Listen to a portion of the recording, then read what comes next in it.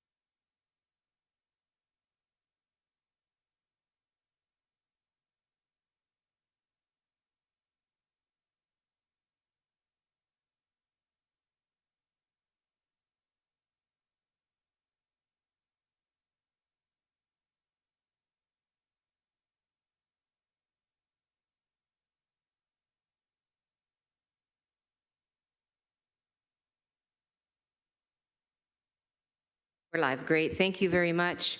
Good morning, everyone. We have a quorum of members of council present, and so I'd like to call the meeting of City Council to order.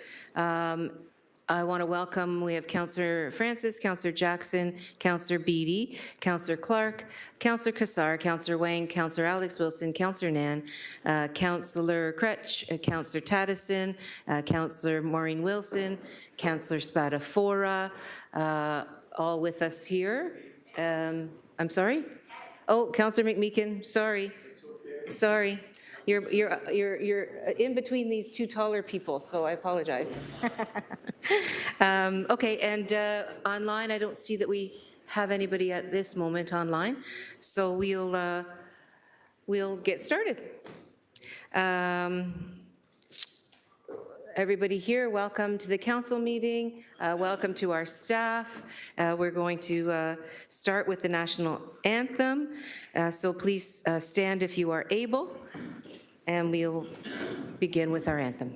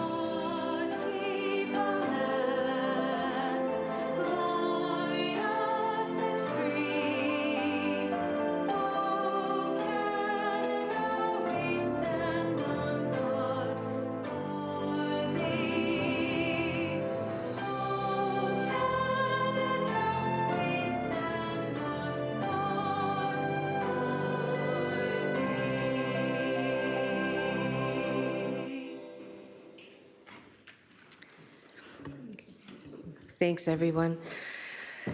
The City of Hamilton is situated upon the traditional territories of the Erie, Neutral, Huron-Wendat, Haudenosaunee, and Mississaugas. This land is covered by the Dish with One Spoon Wampum Belt Covenant, which was an agreement between the Haudenosaunee and Anishinaabe to share and care for the resources around the Great Lakes. We further acknowledge that this land is covered by the Between the Lakes Purchase 1792 between the Crown and the Mississaugas of the Credit First Nation. Today, the City of Hamilton is home to many Indigenous people from across Turtle Island, North America, and we recognize that we must do more to learn about the rich history of this land so that we can better understand our roles as residents, neighbors, partners, and caretakers. Members are reminded that all electronic devices are to be switched to a non-audible function during council meetings. And as we have many guests today, can I also ask that you check your devices, please, and ensure that they are also at a non-audible setting? Appreciate that. Thanks so much. Members are also reminded of the 5-minute time limit when asking questions and or making a statement, and that no member of council shall speak more than once on any matter at a council meeting without passing a motion to do so. We'll go right into the approval of the agenda. May I have a mover and seconder to approve the agenda as presented? Moved by Councillor Maureen Wilson, seconded by Councillor Nan. I don't see any amendments on the agenda. Anybody? No? Okay, we'll then go to a show of hands vote. All those in favor? Any opposed? That's carried. Thanks very much. Members of council, are there any declarations of interest? Councillor Wang. Thank you, Mayor. I have a disqualifying interest in item 12.3. It's the private and confidential minutes for General Issues Committee, part of the general litigation update. I had already announced my disqualifying interest at GIC last week, and so I'm just keeping that consistent, please. Thanks, Councillor Nan. I also Wang, sorry, I apologize. Sorry, Council. Thanks, Councillor Wang. It reminds me also that I have, if I could pass the chair over to Councillor Spadafora just briefly. got it. Thanks. Go ahead, Mayor. Thanks. Members might recall that I had declared an interest on a property matter also in private and confidential. I subsequently spoke to the Integrity Commissioner who said he didn't think it was necessary for me to declare, and so I won't be declaring as it was confirmed that that was not something that was necessary. So just to inform councillors in case there's any interest in why that's going to be different this time. Thank you. Thank you, Mayor. Before you take the chair back, I'll be a disqualifying interest in Council Item 7.4, AFNA 26-009, Item 8.4D within the minutes. Disqualifying. Thank you. Thanks very much, Councillor Spatafor. I'm sure the clerk has written those things down because I have not done that. So when the time comes, we'll make sure that happens. So just for information, for those who've noted a disqualifying interest, please ensure that when it is time to vote on the matter, you vote abstain, and your disqualifying interest will be noted correctly in the council minutes. Those that have noted a non-disqualifying interest will participate impartially in the decision-making processes related to the matter. We are now on to ceremonial activities, and we are starting with, in fact, 4.1 has been withdrawn. Because there's a scheduling conflict. So we're on to 4.2, which is a staff commendation for Paul Toth, Senior Customer Care Representative in Public Works, and I'm going to call on Jackie Kennedy, General Manager, Public Works, and Acting City Manager to present the commendation to our staff person, Mr. Toth. Thank you, Mayor and members of Council. I'm very pleased to recognize staff member Paul Toth, a senior customer care representative from the Transit Division in Public Works, for his heroic and selfless actions during the fire at 12 Cope Avenue. At about 7:12 a.m. on Wednesday, June 17th, the fire department received a call from an off-duty employee, Paul Toth, who was in the area waiting for a bus, reporting a structure fire at 12 Cope Avenue between Main Street East and Dunsmuir Road. Mr. Toth had noticed smoke in the area and quickly went to investigate, finding a home on fire. When he arrived, he saw a person leaving the house who told him that others were still inside. Without hesitation, Mr. Toth tried to enter through the front door. Despite the heavy smoke, he saw someone on the floor in the hallway and made his way toward him, attempting to pull them closer to safety before the smoke forced him back outside. He returned into the house a second time and was again able to move the individual closer to the door before being forced out. When the firefighters arrived on the scene, they entered the home, located the person just inside the front door, and brought them outside where medical care was provided. Paul, you demonstrated that in that moment was very true courage. The decision to enter a house fire, knowing the risks, speaks volumes about your character and your commitment to others. Your bravery has made a lasting difference, and it serves as an inspiration to everyone around you. Thank you for what you've done, and congratulations. Thank you, Paul.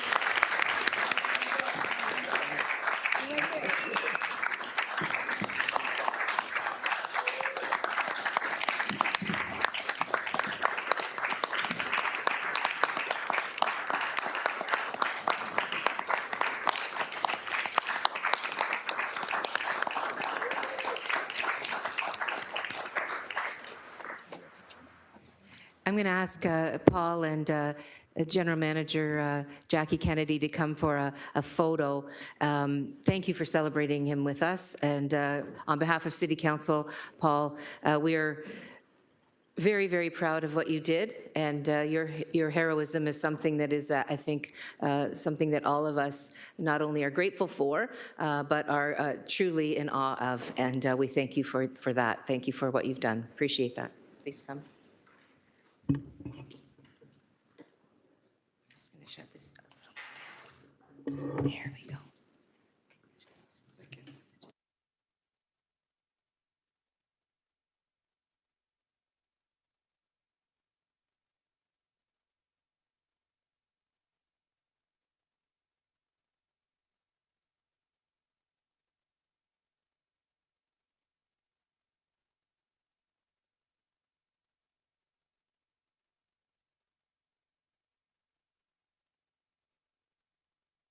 Truly the stuff Hamiltonians are made of, so that's really, really exciting. Absolutely. So now we are going to move to adoption of the minutes of previous meetings, starting with 5.1 on the agenda, CL 26-009, June 24, 2026. May I have a motion to adopt the open and closed minutes of the June 24th council meeting as presented? Moved by Councillor Crutch, seconded by Councillor Cooper. Any errors of omissions in the minutes that people note? Seeing none, we'll go to a show of hands vote. All of those in favor? Any opposed? That carries. Thanks very much. On to items for information. ICC 25-015, Integrity Commissioner Complaint Report, and 6.1A Addendum Report to COC Complaint 26-015.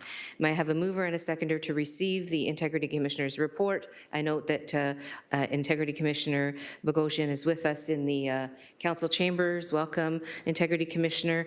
I had the motion to receive by Councillor Pauls, seconded by Councillor Cassar. Any discussion on the Integrity Commissioner report? Councillor Crutch, please go ahead. Thanks. Just wanted to highlight a couple things. I don't have any questions. When I asked the city clerk, so what should we do in an election when we're incumbents and we're using social media? And I got advice saying that, you know, you don't need to have separate accounts and, you know, you can do this kind of how you wish. And I know I'm on the internet, as everyone knows. And so I've seen how other members of council have also been using their social media, and some have different accounts, some don't. There's all kinds of practices going on out there at the moment. This advice, though, is different than the advice I got from the city clerk. So when the Integrity Commissioner reached out and said, oh, my advice is different than the city clerk's advice, which frankly, I had no way of knowing, I took down the posts that were offending. But just want to say, you know, I thought that I should reach out to the city clerk about election-related things. Never occurred to me I should reach out to the Integrity Commissioner about election-related things, but good to know. And the city clerk has told me since that he's going to meet with the Integrity Commissioner and they're going to come up with a policy that they can share with all members of council about what we should be doing so that we all know and we have a clear path going forward. So in the end, good news. We're going to get clear advice and we're going to be able to make sure that we're not doing anything that would cause any concern. So great, thanks.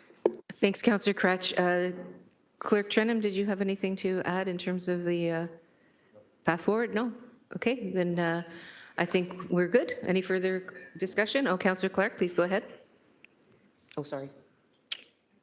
Thank you, Mayor. Can I just get clarification from Commissioner Bogosian? Many of us have web pages for the election, and then we also have a web page for city business, so that we don't fall afoul of the rules. Can we still report what happens at a council meeting or planning meeting on our city webpage, our councillor webpage, and then deal with any of the politics separately, while not obviously drawing an excerpt from one to the other? I see Bogosian, please go ahead. Yes, Councillor Clark. David Bogosian, Integrity Commissioner speaking.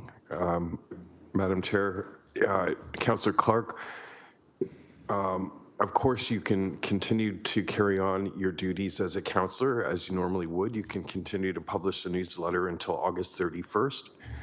You can continue to do all the activities that you have been as a councillor. It's just a matter of not letting the things you do as a councillor cross the line into campaigning and using the fruits, I guess, of your efforts as a councillor to advance your campaign through postings, for example, on your election websites. So that's the line that I'm trying to draw with this report. And we I think are meeting on Thursday, Matthew and I, and we will come up with a set of written guidelines. Thank you for that. And ancillary, if I may, Mayor. After August 31st, councillors are not permitted to distribute newsletters to homes. Likewise, they can't distribute newsletters through our councillor webpage. After August 31st, does that mean we can't post anything on the councillor webpage as it pertains to the ongoing affairs of the council? Can you explore that and report back? Yeah, we will. There is a policy on use of city resources during the election, which I referred to in this report. It's a bit of a challenge because we continue to meet right through. Yes. And so, We'll clarify that. Off the top of my head, I don't think there's any prohibition to continue posting social media posts in your capacity as a councillor, but we will get back to you with the written guideline on that. okay, thank you. I appreciate that. Thank you. Thanks, Councillor Clark. Councillor Cooper, please go ahead. Thank you, Chair. I'm wondering if we could broaden the scope beyond social media. As another example would be advertising. I mean, I was told by the clerk I couldn't use my name or my image to advertise in my role as councillor. Well, there's other councillors who are currently doing it, having got that direction from the Integrity Commissioner. So I think we have to find some consistency between the direction from the clerk and the Integrity Commissioner, not just on social media, but all the rules. And I know there's some confusion right now, difference, believe it or not, between a billboard and election sign. And so all this, like, we're just spinning our wheels. We're getting different direction, each of us. We're doing the best we can. But we really need to have this stuff to be clarified so we're all on the same page and we have a common standard. So if we could broaden that scope beyond social media, I would greatly appreciate it. Thanks, Councillor Cooper. I don't see anybody further on the list, so we have a motion to receive the report, duly moved and seconded. Can we have a show of hands on this particular report? Everybody in favor? Any opposed? That's carried. Thanks very much, and thanks Integrity Commissioner Bogosian for being here, and Clerk Trenum for both of you having the follow-up meeting to provide that clarity that councillors are looking for. We're now on to 6.2, FCS 26065, resignation of citizen appointee to the Hamilton Police Service Board, citywide. May I have a mover and seconder to receive memorandum FCS 26065. Moved by Councillor Pauls, seconded by Councillor Alex Wilson. Any discussion? Councillor Kretsch, please go ahead. Thank you. I really appreciate Dr. Menezes sending us this correspondence. After all, we're the ones that unanimously sent her to the police board as our citizen appointee. And some of the things she talks about in this letter are really concerning. I do think it's important, though, to wait until her complaints are filed and we get those in writing and we have a chance to look at them as a council before we say or do anything, because I think right now what she's saying or speaking to is rather broad. When we have the specific allegations in front of us, I think it's our responsibility as the group of people who sent her there to reckon with what happened to her when she was there. She's telling us bad things happened to her. I saw some of them happen myself. Some of the basic stuff that I think is worth mentioning in brief are things like some of my colleagues on the board not even learning how to pronounce her name properly after years of serving with her, which is shocking to me that they wouldn't take the time to do that. Constantly butchering her name over and over and over again. It's insulting. I personally witnessed a scene where a former chair tried to scold her, rather viciously, I would say. You know, that kind of thing that you hear when someone mutters a threat under their breath? Well, I was sitting right there when it happened and told her she better get out of her chair and sit where she's told. Was what the chair said to her. So the way that she's been talked down to, disregarded, and treated, and her letter makes it really clear, is something we should all be concerned about. So when those allegations are put in writing, I hope we'll do something about it. Thank you. Thanks, Councillor Kretsch. Councillor Alex Wilson, please go ahead.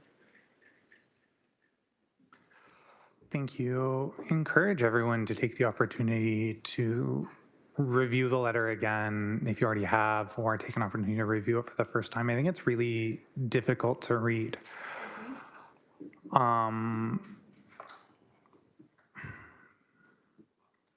It's not beyond. In addition to personal treatment, I think it's worth reflecting what this board does and the role of public trust and confidence. The Hamilton Police Services Board spends what's allocated between a sixth and a fifth of the overall city budget, about $1 billion every 4 years. We don't have many local agencies and boards, left in Ontario that haven't remained changed. Conservation authorities, changing. School boards, changing. This was a change that was meant to be for the better here in Hamilton, where we were trying to change the complement of the board, not just having city councillors and provincial appointees, but finding ways to have community representatives on this board representing community. That seems really great when we get a chance to do local government, not just at City Hall, but around the school board table, around the Conservation Authority table, around the police board table. We actually have these different boards and agencies taking on different parts of the governance picture, but also allowing for citizens and the public to engage with them in different ways. I think this really speaks to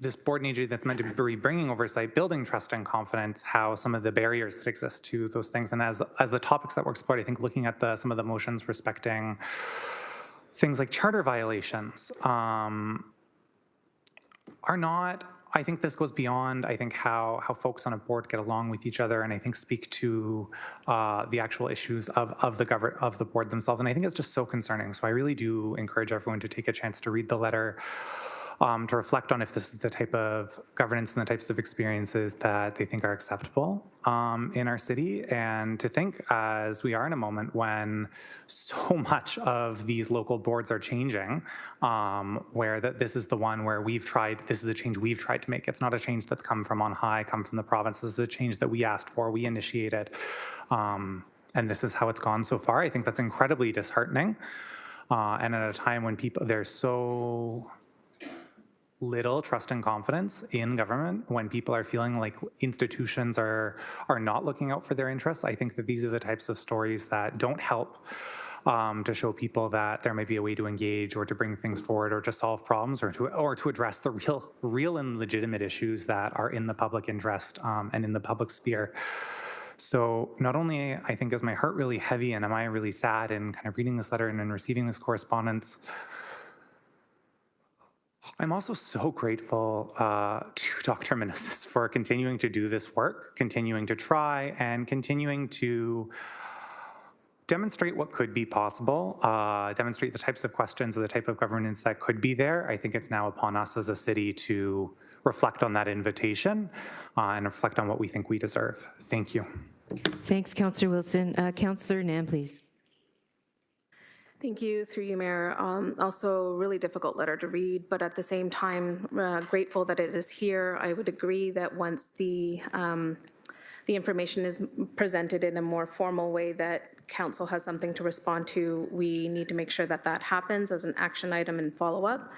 But one thing that I do want to remind our entire table and the public about is that this year, or this term of council, we took action to do things differently. We took the advice of our community that said very deliberately and specifically that we need to transform the way in which we make selections to the boards, committees that council does its appointments of. And the process, and I had the privilege of chairing the process with the members who were citizen members as well as council members who deliberated together by a review of all the applications, designing the questions together that would help address the systemic disparities that have taken place from a governance perspective, specifically as it relates to disparities, systemic disparities, and those that are experienced by racialized, Indigenous, and other marginalized citizens here and residents here in Hamilton when it comes to the delivery of police services. And those questions were very deliberately integrated, and the committee considered everybody's responses very thoroughly and made a decision of who our representative would be to the Police Services Board. And to have that representative resign after what is written here is really alarming and concerning to me from a systemic governance perspective. And I think that we have some work to do. I don't know what it is exactly right now, but I think we all need to put our minds to it, especially for the next term of council, to think through what is the obligation of the selection process. What is the obligation then when a member who is appointed is serving on that board and is experiencing ongoing systemic discrimination in their role as a governor? Those are failures, and I'm really concerned about it. Thank you. Thanks, Councillor Nan. I don't see any further speakers on the speakers list, so we will then go to the show of hands vote. All those in favor? Any opposed? That carries. Thanks very much. 6.3 is CC 26006, notice of inclusion of Bill 26-127 being an interim control bylaw citywide. May I have a mover and a seconder to receive memorandum CC 26006.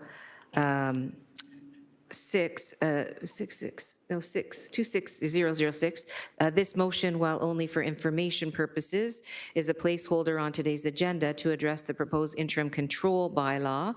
We also have a closed session report related to this item.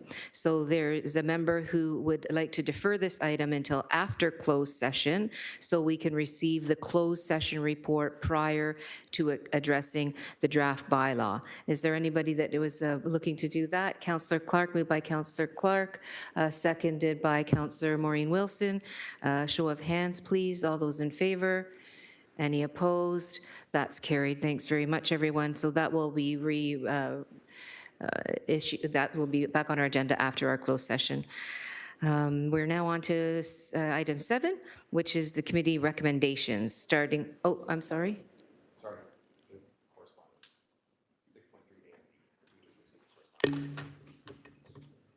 Okay, I don't have that. Oh, yes, there it is. May I have a motion to receive the correspondence, which is extremely important, included in agenda item 6.3A and B. Apologize for that. All those in favor? Oh, sorry, moved by Councillor Nan, seconded by Councillor Kretsch. All those in favor? Any opposed on the correspondence? No, that's carried. Thanks very much. Now we're on to committee recommendations. PWC 26-009, Public Works Committee, July 6, 2026. Councillor Nan, may I please have a motion to receive and approve the recommendations contained within the Public Works Committee meeting minutes of July 6, 2026. I'll call on Councillor Beattie for an amending motion also following that. Please go ahead, Councillor Nan. Happy to. Thank you, Mayor. Moved by myself and seconded by Vice Chair Kassar that the Public Works Committee 26009, being the minutes of the Public Works Committee held on Monday, excuse me, July 6, 2026, item 7.1 on today's agenda be received and the recommendations contained therein be approved. Thanks so much, Councillor Nan.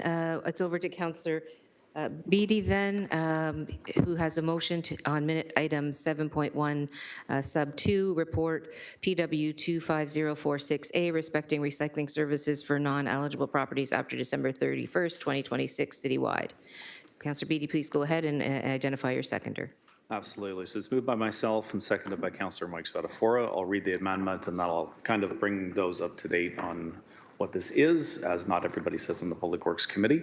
So this is an amendment to minute item 7.12 of the Public Works Committee minutes from July 6, 2026, PWC 26009, report PW 25046A, respecting recycling services for non-eligible properties after December 31st, 2026. And the motion is as follows, that minute item 7.1 and report 25046, respecting recycling services for non-eligible properties after December 31st, be amended to add a funding source for the continuation of the services as follows. And that is that staff be directed to continue recycling collection services for non-eligible properties until the end of the current waste collection contract, to be funded until March 31st, 2027 through the Tax Stabilization Reserve at an amount of $706,000, and that the funding for the balance of 2027 be considered as part of the 2027 budget process. Mayor, the explanation for this is during the deliberations at Public Works, There was a motion and a general direction, I believe it was universal, to extend the non-eligible recycling collection program. There was no funding model attached to that in that moment, and I committed to, and others working with staff to remedy that, and that's what the amendment here. So this provides the funding source that goes with the direction that has been duly moved and passed at Public Works, noting that the continuation beyond March 31st, 2027 then gets moved into the budget process, and we'll continue from there. Hopefully that's self-explanatory. Thanks, Councillor Beatty. I have a speakers list here, starting with Councillor Jackson, please. On a separate item, Mayor Horvath, please. On a separate item, Thank you. okay. Councillor Kretsch, separate item or this? Okay, Councillor Kretsch, please go ahead. Thanks very much. This is the road we were on, so what we needed to do, and Councillor Beatty's done it, and I think that is to find a funding source. Coincidentally, it's the same funding source we used to fill the gap during last year's budget. I think it's very important that when this year's budget comes, we don't go through the same situation again where we say we're going to put it on the tax stabilization reserve and then go through the situation again, because we're going to end up doing this then every year, the same exact activity. So this year's budget, we need to have a sustainable solution for this and decide what we're going to do. When we decided to extend this in the first place, there were some of us who said, well, we're probably going to end up in a situation where we're going to end up paying for this in the long term, or how that's going to work, and people were probably right with that prediction, and that it would end up being that we'd have to endure this to the next contract. A couple of notes from me.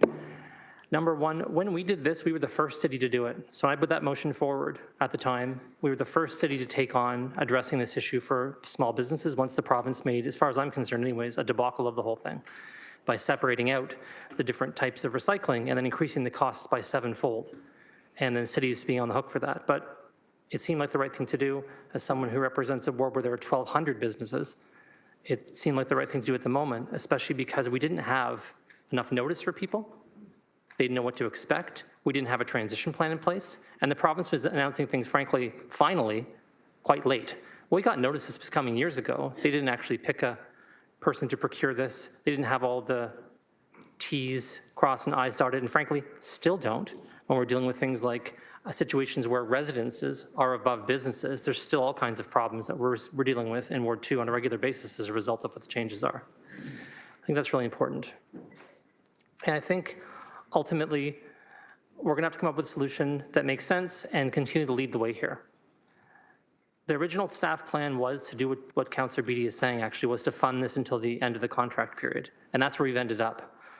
I think we should have taken that staff advice initially. I think we should have kept on the course we were on and what we committed to doing for businesses, because this is what we told them we were going to do, by the way. We told them this is what was going to be the case, and then changed course. So now they have some predictability, and hopefully in 2027, we'll get this sorted out once and for all so businesses know what to do next, because there are many options in front of us, and we should pick the one that works best for everybody. Thanks. Thanks, Councillor Kretsch. So we'll go on the amendment first and then the balance of the report. But we have Councillor Jackson in the queue once this amendment is disposed with. So on Councillor Beatty's amendment, electronic vote, please.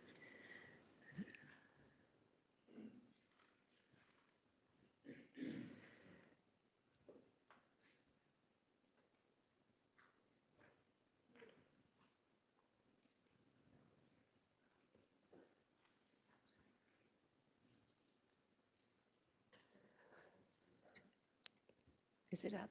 It's not up for me. No. So just so people know, the first time we vote electronically, it sometimes takes a few minutes for it to kick in for us to vote. So I think it is now in front of people, although it's not up on my computer. So I'll just go thumbs up.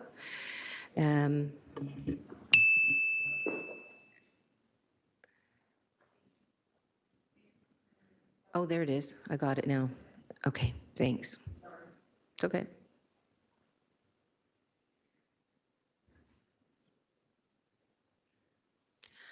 Councillor Beatty's motion carries 16-0. His amendment, thanks very much. Back onto the main motion, and I'll look to Councillor Jackson.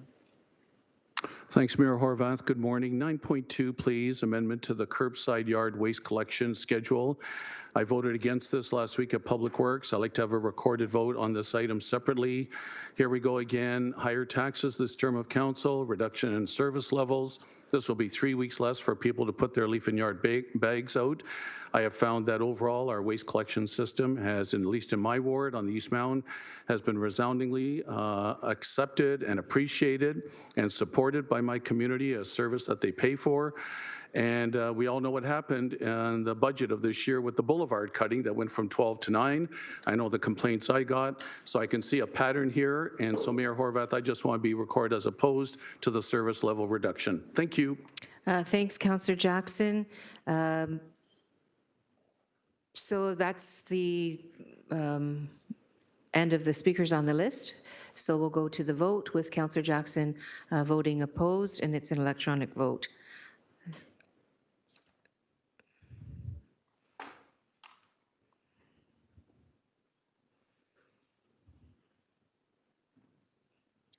Which is coming up, right, on the...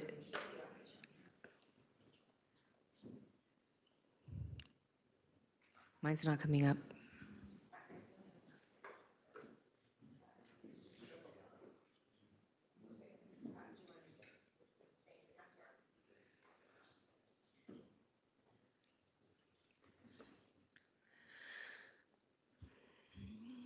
That carries 11 to 5. Thanks very much, everyone.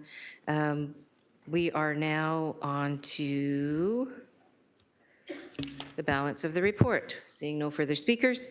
So let's go back to an electronic vote. Maybe I'll get it this time.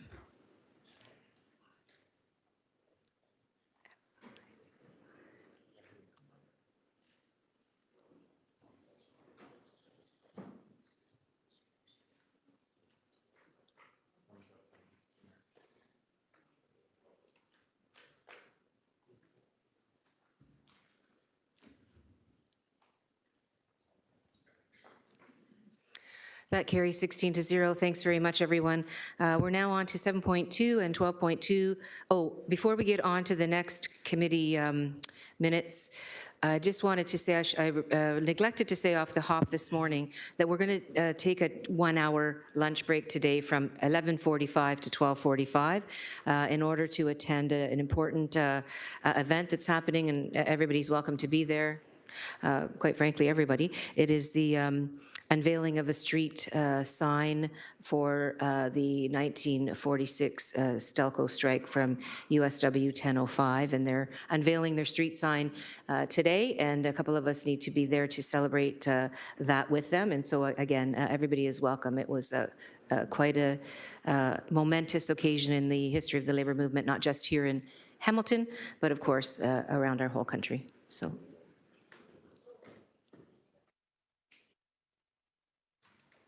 I'll have my office send the details out to the council. If I have it in my calendar here, since we're on a bit of a moment, I will certainly share it with everyone. It is at 11, well, it starts at 12. It is the unveiling of the street sign, and it is at the intersection of Wilcox Street and Industrial Drive. Wilcox Street and Industrial Drive. Okay, so on that note, sorry for the interruption.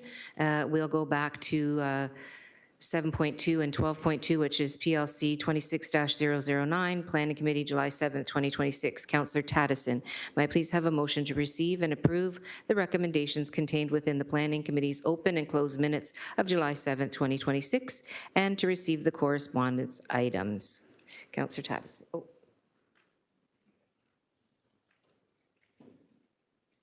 Moved by myself, seconded by Vice Chair M. Wilson, that PLC 26009, being the open session minutes of the Planning Committee meeting held on Tuesday, July 7th, 2026, item 7.2 be received and the recommendations contained therein be approved, that the closed session minutes of the Planning Committee meeting held on Tuesday, July 7th, 2026 be approved and as presented and remain confidential, that the following correspondence items be received. Correspondence respecting Report PED 26132, Proposed Actions for Unsafe Buildings at 134 Cannon Street East, Hamilton, the Cannon Knitting Mills in Ward 2, revised item 7.2A from the following individuals: Charlie Mattina and Sylvia Nickerson, Beasley Neighborhood Association. Thank you so much, Councillor Taddison. I have a speakers list, so please go ahead, Councillor Clark. Thank you, Mayor. I have a question about item 9.3, PED 26012, Terms of Reference and Guidelines for Complete Application Citywide. I understand the province has recently proclaimed Bill 98 and earlier did Bill 17 and Bill 60. So is this Terms and Reference Guidelines dealing specifically with planning applications as it pertains to the Planning Act? And does it consider the new changes that the province is looking to implement? So we'll ask Director Fayback and Chief Planner to respond to your question, Councillor Clark. She's coming to the microphone right now. Thank you. Please go ahead when you're ready, Director Fayback.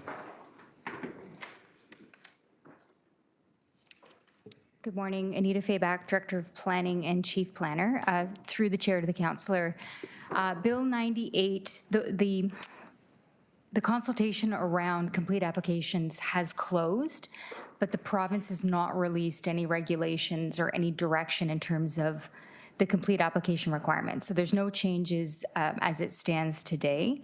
And so what's in front of, or what was in front of Planning Committee is completion of phase 1 of the terms of reference documents, and then bringing forward phase 2. And these are a set of documents that assist applicants when they're preparing their studies in order to make a Planning Act application.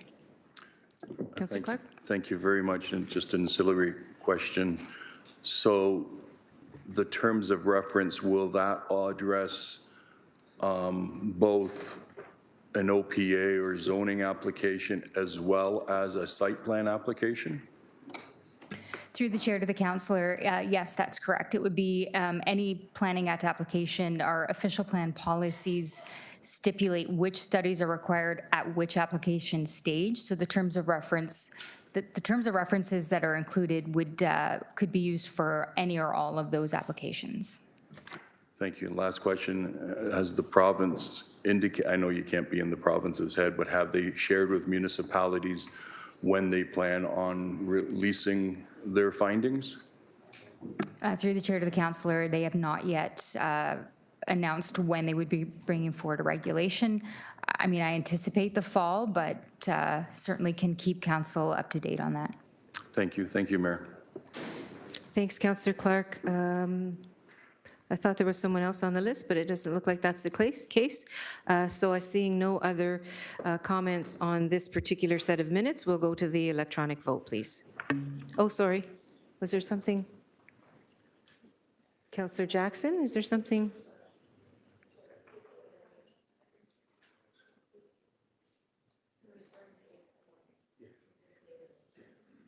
Okay.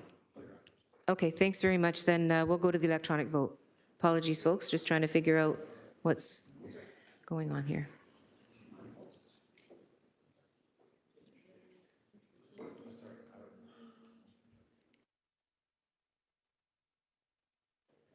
I voted, it worked, yeah, thank you.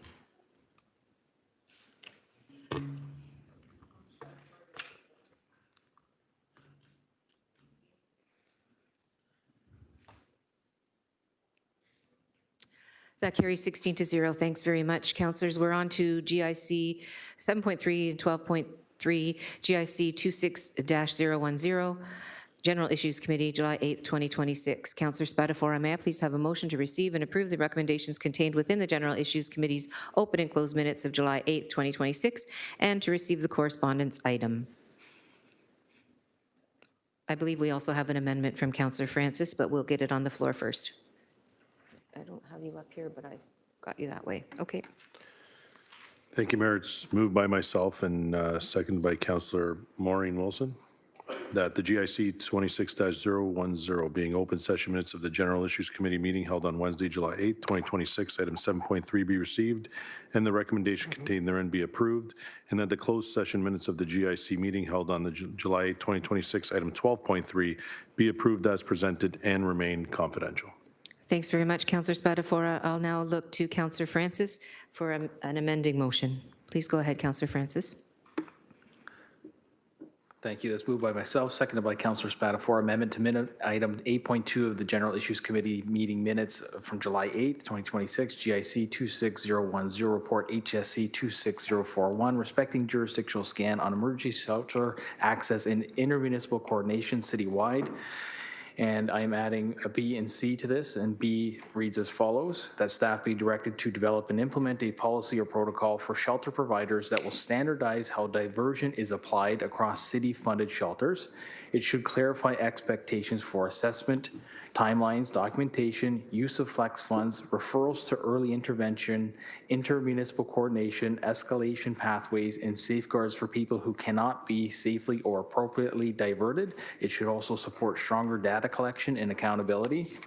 And C, that the province of Ontario be requested to review its homelessness prevention program funding model to ensure provincial funding reflects current service demands and the significant increase in homelessness experienced in the city of Hamilton, and that a copy of this resolution be forwarded to the Minister of Municipal Affairs and Housing, Rob Flack, and all Hamilton area MPPs. We spoke at length at General Issues Committee on this, Mayor, at the last GIC meeting last Wednesday. I think we've I don't need to add much more to that at this point. Thank you. Thanks, Councillor Francis. Who's your seconder? Oh, Councillor Spatafora. Okay. Councillor Alex Wilson, please go ahead on the amendment. Thank you. Through you, Chair, just a question to either GM Meter or Director Baird. Just on interpretation of diversion, is this motion about standardizing practices within kind of the existing prioritization of diversion, or is this about reprioritizing diversion, if that makes sense? So is this saying diversion should play a different role in our system, or do you see this motion as saying we should have a standardized role? So diversion is consistent across, just given, I think that's helpful for me in kind of basing my vote and how staff are interpreting that. Director Baird, please go ahead. Through the chair, Michelle Baird, Director of Housing Services, covering Acting General Manager, Healthy and Safe Communities. To the councillor, it's a very good question. So what this is a motion that would standardize, the policy would standardize how diversion practices are applied across city-funded shelters. So it's not to say that there would be a change in prioritization versus a standard approach to diversion practices. Thank you. Through you, Chair, at the meeting, I think there was, I heard from staff, I just don't want to put words in their mouth, that there were some opportunities to this. There's potential from data collection, some other pieces. I think those are clear. Are there any concerns or trade-offs in kind of that approach, or is this something that, you know, was an identified opportunity and the direction's helpful in kind of crossing off that identified opportunity? Director Baird?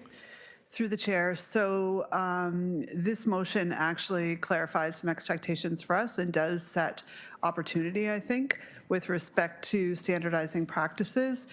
Diversion and prevention continues to be a priority for us with respect to how we work within the homeless serving sector overall, and you'll hear that in the next report that comes forward from us. And so I think this actually provides opportunity and some clarity around expectations.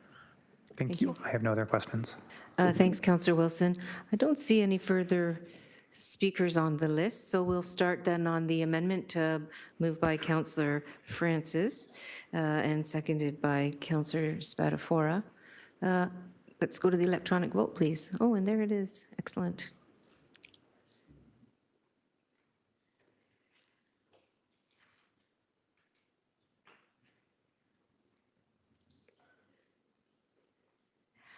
That carries 16-0. Thanks very much. We're back to the main minutes then. The motion on the main minutes. Is there any are there any further speakers wishing to speak to any of the items in those minutes? Seeing none. Oh, City Clerk. Yes, just a reminder, we do have the disqualifying interest from Councillor Wang, so we're going to have a separate vote on open minute item 11.3 and the closed minutes to cover the disqualifying interest. We can do those all at once. Yep, so we'll do those two together, and then we can do the balance of the open. Thanks for the reminder, Clerk Trenum, appreciate that. And so we'll start with the 11.3 minute item and close minutes together with a separate vote for the abstention to be able to be recorded. The vote is up.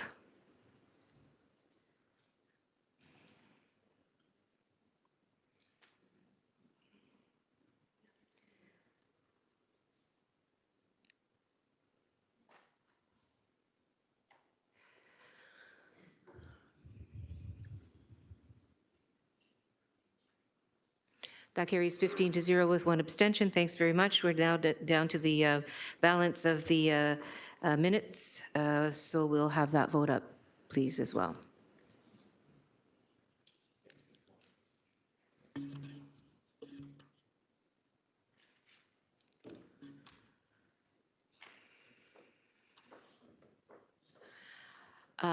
That is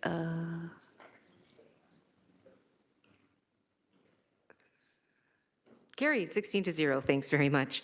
7.4 and 12.4 AFNA 26-009 Audit Finance and Administration Committee, July 9th, 2026. Councillor Beattie, may I please have a motion to receive and approve the recommendations contained within the Audit Finance and Administration Committee's open and closed minutes of July 9th, 2026, and the supplemental appendix G to report FCS 2605, respecting accounts receivable write-offs for 2023, citywide, minute item 8.4.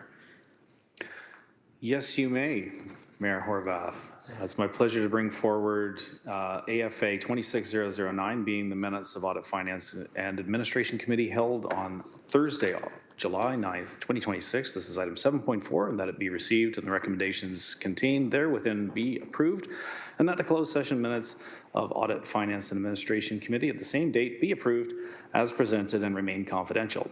And that item 7.4, being the supplemental appendix G to report FCS 26051 accounts receivable write-offs for 2023, item 8.4 also be received. This is moved by myself and seconded by Vice Chair Spadafora. Thanks very much. Appreciate that. Any items that folks would like to speak on in these set of minutes? Seeing none then. Oh, yes. Which one are we separating, Clerk? Item 8.4D. 8.4 D. D. So we'll start with 8.4D to allow for an abstention for a conflict disqualifying.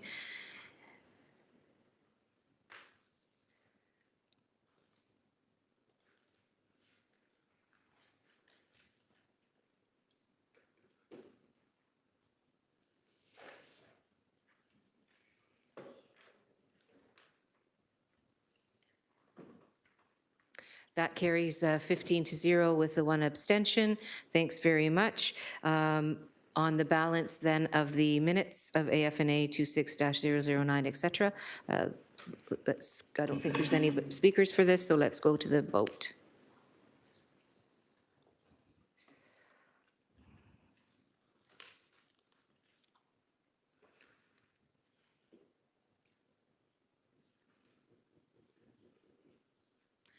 And that carries 16-0. Thanks very much, everyone. We're on to 7.5, ECS 26-004, Emergency and Community Services Committee, July 9th, 2026. Councillor Clark, may I please have a motion to, do too many things at once to receive and approve the recommendations contained within the Emergency and Community Services Committee's open minutes of July 9th, 2026, and to receive the correspondence items. Councillor Clark. Thank you, Mayor. It's moved by myself and seconded by Councillor Tom Jackson of Ward 6. A, that the ECS 26006, being the minutes of the Emergency and Community Services Committee from Thursday, July 9th, 2026, item 7.5 be received, and the recommendations contained therein be approved. And I think I've got another A, so that would be a B now, that the following correspondence items be received. I, correspondence respecting report HSC 26018, Ontario Works eligibility and overpayment processes citywide, item 7.5A, from the following individuals: 1, Hafiz Hussein, and 2, Rosemarie Solo, as of Solo, Ontario. Thank you very much. Thanks, Councillor Clark. We will now go to the speakers list. We have Councillor Kretsch. Please go ahead, Councillor Kretsch. Thank you. Speaking briefly on item 8.2, which is the Recreation Framework for Community Collaboration. I wouldn't usually speak to an item more than once, meeting at committee and then again here at council, but I think for those who aren't on ECS, which are the vast majority of councillors are not there, it's worth pointing out that this is a pretty important moment. We've been asking, I've been asking, I put this motion forward a while ago to say we need to have a framework for how unsolicited bids are taken in by the city when it comes to our recreation assets. Right now, that framework largely means connecting with someone. If you happen to know who to connect with and have a conversation with, you can go through an evaluative process, but the average person who doesn't understand that or doesn't know what to do, doesn't have access to that, can't do that. There's nothing on the city's website right now that directs people to a specific email address or a specific phone number. There's no intake forms. There's no intake timelines. So we don't know, for instance, if someone has a great idea and they say, I really want to help, support, and partner by improving Eastwood Park, for instance. How do they do that? When do they do it? Who do they talk to? And you could contact your counselor and they can try and connect you with city staff and so on and so forth. And this can happen, and I've done it many times. But again, not everybody, A, feels comfortable doing that, knows to do it, knows where to go, knows what to do. So this is going to allow for a framework for it to be developed so that it's easier. Staff will have clear guidelines, clear timelines, everyone will know what's going on, it'll be predictable, and that's going to also include 4 projects that are solicited or projects that we are doing. So we're going to set our own priorities, our own timelines, our own guides, year by year based on the Recreation Master Plan. What are we doing this year? What are our goals for this next year? We can have thematic applications. For instance, we're going to say this year we're really working on this specific thing in the Recreation Master Plan, this specific thing in the Recreation Master Plan. Invite applications to do it. Have a deadline, like CEF, for instance, where everyone knows every November you've got to get certain things in. So we're going to create a culture of consistency, predictability, and frankly, fairness. So that's a good thing. I'm grateful to see it. Very happy for staff producing this and working on this. Thank you so much. Thank you, Councillor Kretsch. Councillor Jackson, please go ahead. Thanks, Mayor Horvath. Thanks, Councillor Clark, for bringing this forward. And thank you, Director Steve Savor, for beginning the further conversation on the framework. I hope, though, council colleagues, we can stop, please, diminishing, denigrating volunteers, volunteer organizations, volunteer associations in our community that have noble initiatives, objectives, and wonderful new facilities they want to provide for youth, many of them doing fundraising on their own, of their own initiative, loving their city. So they bring forward plans and projects, feasibility studies. They want to know how to get it on the table. If it's in the local councillor's neighborhood and district, I have made no apologies for working closely to potential partnerships, and I've said many a times here, I have several beautiful agreed to partnerships at Mohawk Sports Park where many organizations exist. Facilities have been built, many in a cost-sharing arrangement. So please, as we're moving forward on a standardized framework, let's not diminish what volunteers have done and want to continue to do for our community. Thanks, Mayor Horvath. Thanks, Councillor Jackson. I know that you weren't pointing to any particular person or councillor, and so I appreciate that that was the case. But we do have to be careful about making sure we're not speaking poorly of our colleagues or our staff. So thanks very much. Councillor Clark, please go ahead. Thank you, Mayor. I'd like to speak to item 8.3, the HSC 26057 Community Paramedic Permanent Funding Announcement. This is a good news story that I think we should be highlighting for the public. So there was a community paramedic funding announcement that had gone on for a couple of years, but it was not permanent funding. And so we had to qualify for it. In the City of Hamilton's case, it resulted in 12 full-time equivalents that were literally helping paramedicine long-term care program, obviously helping to keep people out of emergency rooms, but making sure that they're getting the appropriate amount of care and assistance. The provincial government has now confirmed that those 12 full-time equivalents are now permanent positions within the city's complement, fully funded by the Ministry of Health with no impact to the tax levy. So I want to thank the chief for the paramedic services for continuing the advocacy and your advocacy, Mayor, to the province. This has eliminated some concern that we've had that we might lose this program over time, and it represents almost $2 million. So I just want to thank everyone and give credit to the province for confirming these positions as permanent. The other item I just wanted to speak to very quickly, 9.1, enhanced safety upgrades for the Kings Forest Golf Course for 2026 golf season. I want to be clear, Mayor, while I don't golf, what Councillor Wang has done is met with staff and found areas in the golf program there where the property itself was not as safe as it could be. And she has worked with staff to find the funding from her community or capital reinvestment reserve at an upset of $500,000 that would make those holes much safer for the golfers. So thank you for taking that on. It's always important that we keep our residents safe wherever we can. Thank you. Thanks, Councillor Clark. I want to pass the chair over to Councillor Spadafora just very briefly. Councillor Spadafora, you now have the chair. So I just would like to say that the item that Councillor Clark raised around the FTEs that are being funded by the province.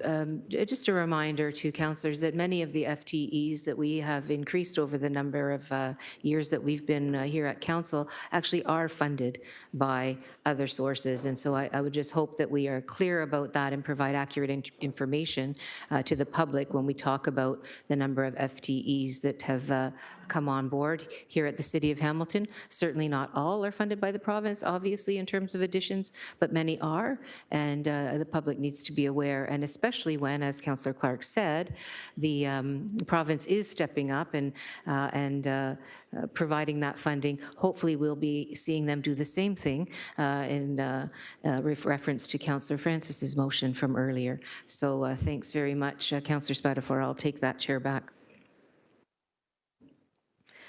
I see no further speakers on the list, so I will then ask for the electronic vote on this set of minutes.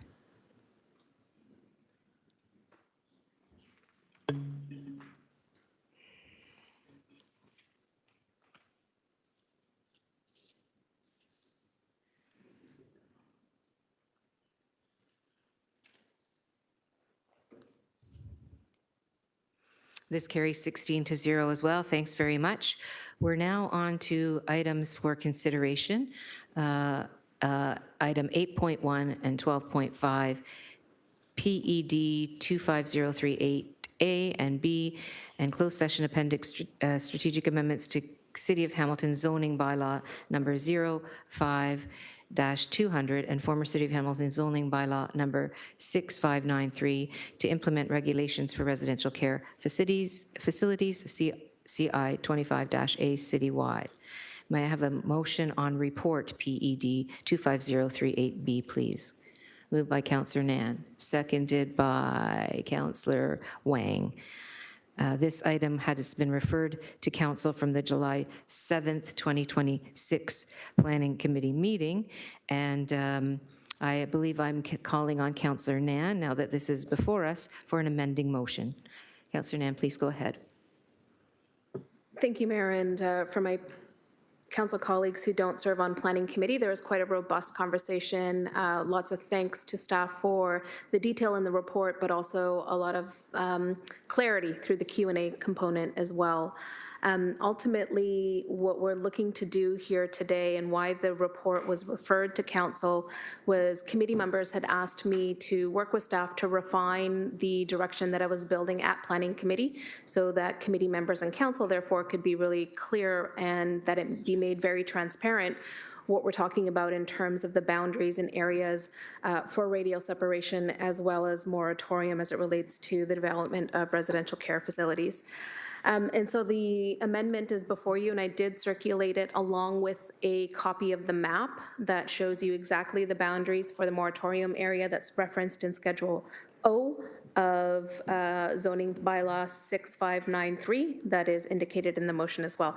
So we will, moved by myself and seconded by Councillor Crutch, is that Appendix A and B to report PED 25038B be referred back to staff to revise the draft amending bylaws as follows.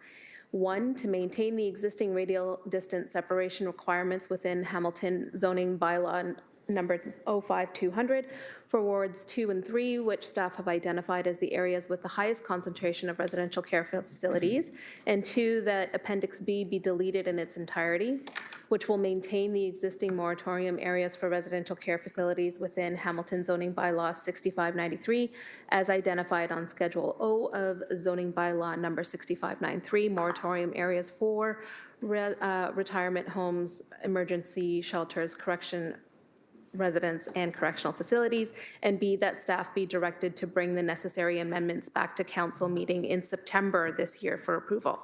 So basically what this is doing is just enabling staff to go back, draft that bylaw amendment, and then it comes for ratification to the September council meeting as discussed with staff.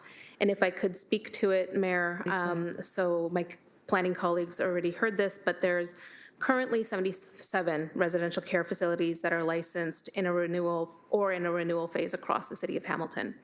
21 of those are located in Ward 3, meaning that nearly 30% of all residential care facilities are operating in neighborhoods that I represent. And there is a further concentration where the historic moratorium boundaries were established.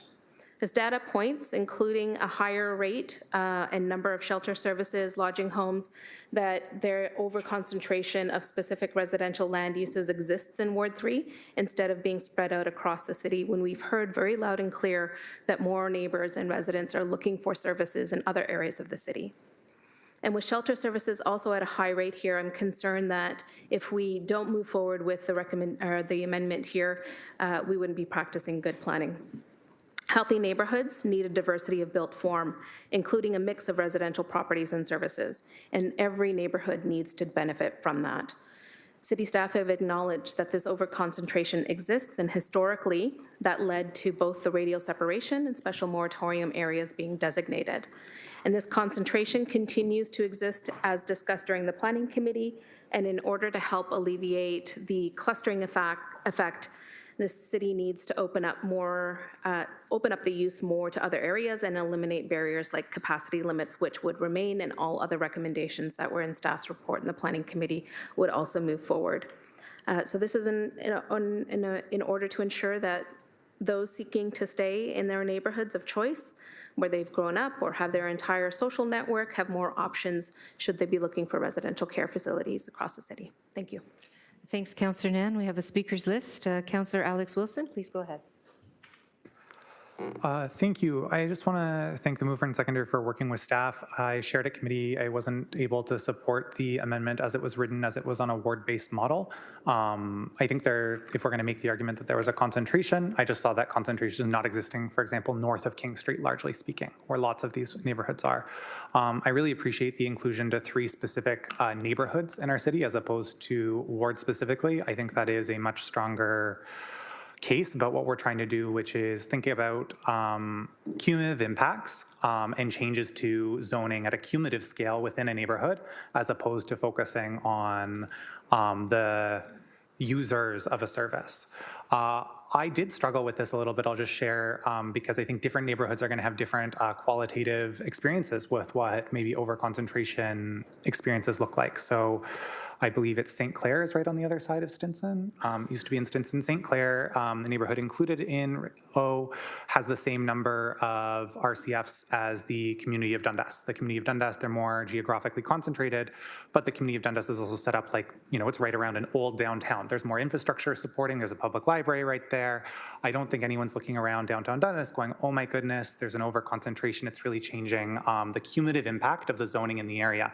It was also a more mixed-use neighborhood before And so it wasn't purely residential that some of these things are happening in. So I really do appreciate the narrowness of the amendment. I think if this is a direction we want to explore as a city, I think having it be a very narrow scope is helpful in getting there. And really appreciate just doing that work between committee and now. I think this is a stronger motion as a result. Thank you. Thanks, Councillor Wilson. Councillor Clark, please. Thank you, Mary. And I appreciate the intention of the motion. Can I get some clarity from our planning staff or legal staff? So as I recall, this became a burning issue back in the days of Councillor Bernie Morelli and raising the concerns. And I believe it was Commissioner Barbara Hall, who was the head of the Ontario Human Rights Commission at the time, and was very clearly indicating that radio separation bylaws for services was an impediment and discriminated against the rights of the individuals. So were there Human Rights Commission decisions with regards to radio separation bylaws? We have Patrick McDonald here with us. Please go ahead with the response. Good morning, Patrick McDonald, Legal Services. So through the chair, there have been no decisions made by the Ontario Rights Tribunal or any court in Ontario with respect to the legality of residential care facilities and separation distances. There were challenges that were made, and I believe what the councillor is referencing is that the Ontario Human Rights Commission under Barbara Hall was an intervener in one of those cases, supporting that contention. Thank you, But Councillor if Clark. there were no decisions, then what happened to that intervention? So with respect to the one case that went to the Ontario Rights Tribunal on that issue, that was a challenge of the City of Toronto. So the City of Toronto brought an initial motion to dismiss before the tribunal. The tribunal refused that. The City of Toronto appealed to divisional court. They lost there too. And thereafter, the entire matter was resolved at some point because the City of Toronto ended up amending their zoning bylaw to address the issue. So it never actually went forward to a conclusion at the tribunal. So then they removed their radio separation bylaws in Toronto? Yes, they amended the provisions that were being challenged in that matter.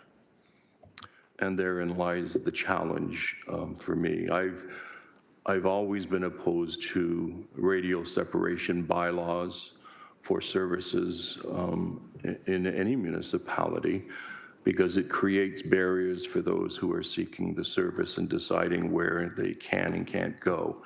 My recollection was that Toronto did remove the residential separation bylaw, radio separation bylaw, and it was specifically to prevent the legal challenge going further because it was very risky in doing so. So while I respect and admire the work of the councillors trying to improve the lot for people in those wards, I can't support something that creates a legal problem for the municipalities or discriminates to individuals who are seeking services. Thank you. Thanks, Councillor Clark. Councillor McMeekin, please go ahead. Yes, thanks, Your Worship. Building on Councillor Clark's observations, I would just point out that this was an issue as far back as 1977. I remember Councillor Hinckley and I did some work on this particular proposal and talked about radio separation, and that, as I recall, was rejected by the court then as something that wasn't appropriate. So I also recall that at the last meeting when we talked about this, there were a number of expressions of concern legally. And I'm just wondering if the solicitor would advise, do we have to go? Maybe we need to do that, to go in camera, because I recall that was a hot issue, and we had fairly detailed discussion about it at the time, so I just want to flag that. If there's some comment that can be made generically, that might be helpful. Please go ahead. If you feel uncomfortable, then. No, I'm just, so I think through the chair, the matters I've spoken to in the other question from Councillor Clark, those are all factual. That's on the record. That's what happened in Toronto. We can speak to that. Any specific analyses that legal would provide, that would be something we'd have to give in camera. Because I don't know if that's of assistance. Advice or, yeah. All right, Councillor, what's back to you? The part of the motion that I do appreciate, and I think the councillor was responsive perhaps to some comments I made at the time, that the focus on preventing something versus the process that might enable a broader acceptance of community responsibility. I appreciate that aspect of the motion. Okay, thanks so much, Councillor McMeekin. Councillor Maureen Wilson, please. Thank you, Mayor Horvath. I too have been deliberating about this, and I thought I could support this, even second it, but I cannot. We have been using the refrain intentionally rooted in value that housing is a human right. And we heard that even during encampments bordering residential properties, trying to deal with that challenging issue. And we are trying to be guided by that principle and that outcome. I absolutely understand that these particular neighborhoods have a concentration of RCFs. And that is a consequence of planning decisions and otherwise that go over many, many decades. But I don't think in trying to respond to that, we can anchor ourselves to divorcing ourselves from the issue that housing is a human right. So to that end, if I could ask through the chair to Director Fayback, I heard the mover talk about good planning and to eliminate barriers. Is there anything, it's my opinion that we have been trying to eliminate barriers by removing requirements for parking, by enabling multiple dwellings in more places across the city to provide greater housing choices and more affordable housing choices. Could you help me understand what barriers would exist that would forbid an RCF from opening up outside of these wards? Director Fayback?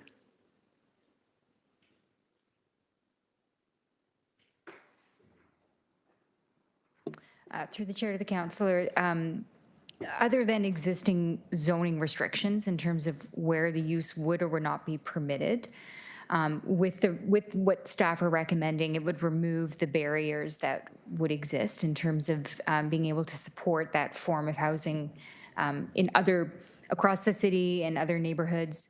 I will note that in terms of the low density zoning, so when staff brought forward the changes over the last couple of years as we brought more and more lands into 05200, into that zoning bylaw, we'd started to remove those capacity restrictions and radial separation distances in order to make sure that there was consistency across the board. So I think the only thing that I can think of would be existing zoning restrictions that would restrict where that use could go, or existing restrictions around the radial separation and capacity restrictions.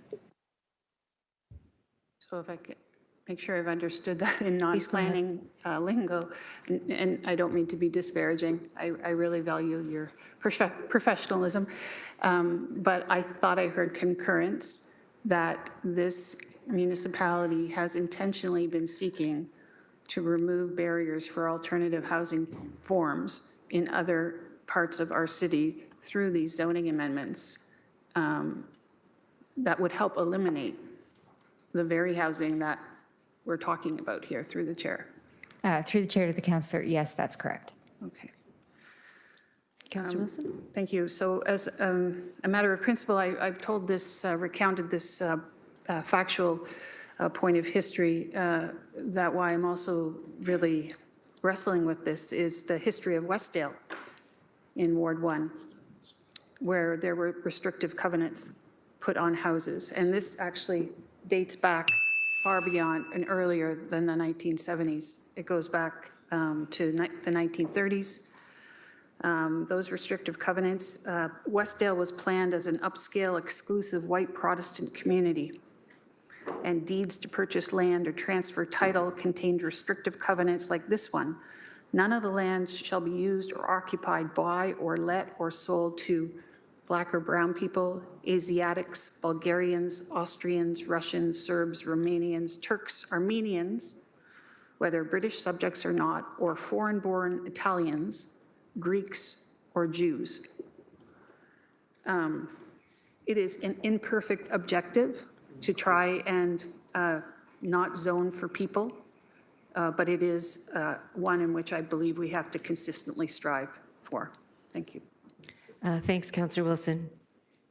Councillor Jackson, please go ahead. Thanks, Mayor Horvath. Over the years, I was one that supported the radial separation bylaw. If you want to look, some of my colleagues here, more in the suburban communities, you probably don't have a thing to worry about in terms of RCFs ending up in a neighborhood or on a street that may cause some form of backlash from the existing community. But you know, I supported the radial separation bylaw over the years, and I still will, and I'm going to support Councillor Nan and her referral back to have it reviewed, taken under advisement. You know, I've always felt that it's wrong to have a saturation of anything in a particular area or neighborhood. The downtown has a disproportionate number of RCFs. This is nothing to disrespect human rights, but there's also neighborhood building as well. And I'm not a downtown councillor, never have been. I'm proud of the area I represent on the East Mountain.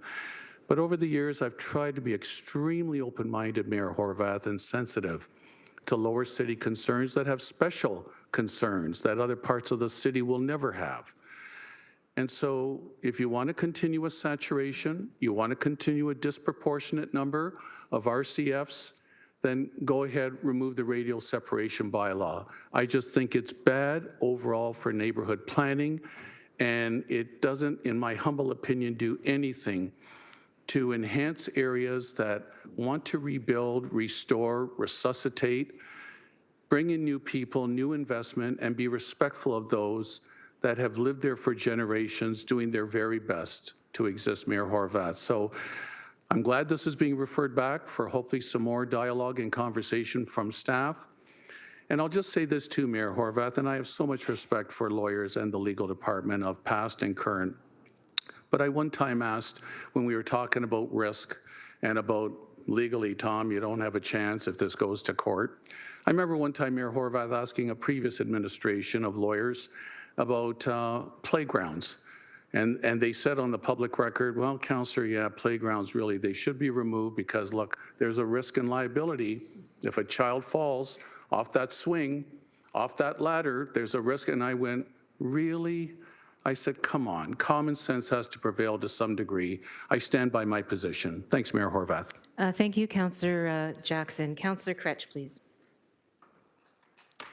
I agree with what Councillor Nan said, and just wanted to briefly say that I do think it's important when we're thinking about how we compare this to other situations, we address this specific situation.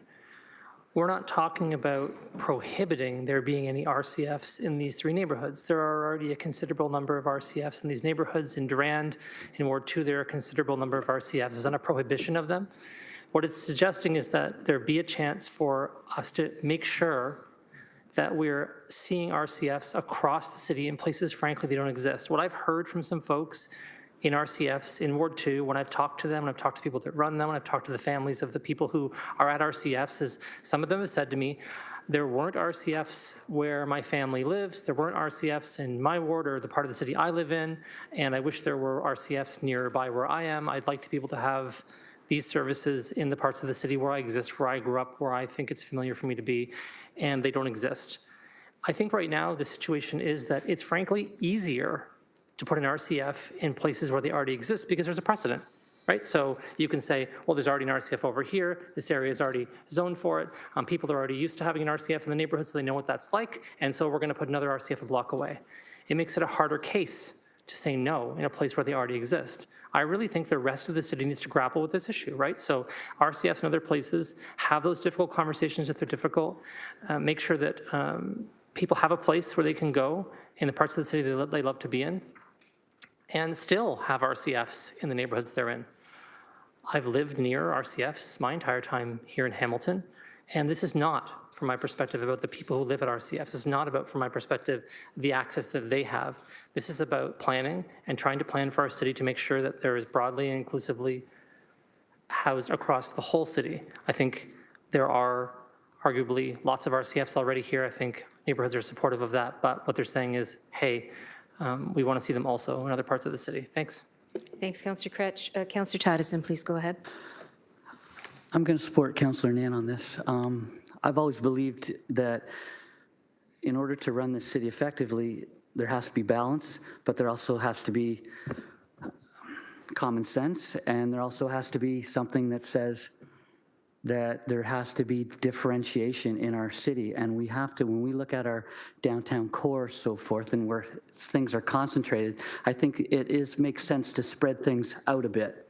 I think that makes good sense in good planning sense as well. I understand some of the concerns, but I also want to focus on, if we have a city and we have, I think the focus needs to be happy parts, happy whole. Right now, we need to find that balance. The piece that concerns me is when we have different situations like out in Winona where we should have different parking lots and parking space, for buildings and so forth like that, we don't always acknowledge that. We need to recognize that there's differences all over the city and that the city should be run on a principle of what's best for that area as opposed to a one city dialogue. So just in saying that, I just want to recognize that I think this makes sense to me and I'm going to support it. Thank you. Thanks, Councillor Tadison. I am going to ask Councillor Spadafora to please take the chair. I have a few comments to make as well. First, starting with, it's not Winona, it's Winona. I'm only kidding you. I do want to say, though, that going back to Councillor Clark's comments about the radial separation zoning bylaw, I actually brought it forward. I was the representative for Ward 2 at the time. It was my bylaw, and it wasn't my bylaw, but it was one that I brought forward and asked the council of the day to consider. And absolutely, Councillor Morelli, rest his soul, was very much an advocate similarly to this particular move. Subsequently, of course, there's been some pushback, if you will, as has been described by our legal services team. But I do believe that there's a couple of other things that we need to consider. And it goes back to the comment that was made by Councillor Jackson about risk. And so our legal staff give us the best advice that they can. That's their role, that's their responsibility. All of our professional staff give us the best advice based on their professional credentials and their professional roles as staff of the city, the corporation of the City of Hamilton. It then becomes our job to determine how much risk we're prepared to take when it comes to the advice provided by senior staff and by our administration. And this is something that is not just on this topic, but all topics really.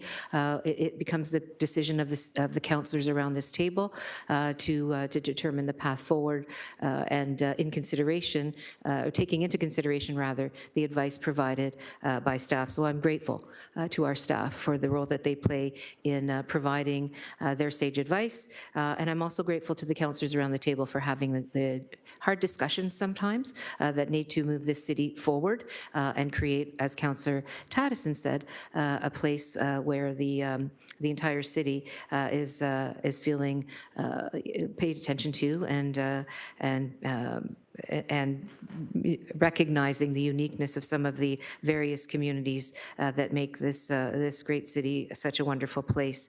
I also want to just put on the radar that we are in the process of reviewing residential care facilities and how they function, if I'm not mistaken, and that gives me a great deal of hope as well around not only what that will look like when these changes eventually come before us and are debated and implemented. I don't know what they're going to be exactly, but certainly we're in that process. And I can see Director Baird shaking her head. That's definitely the case.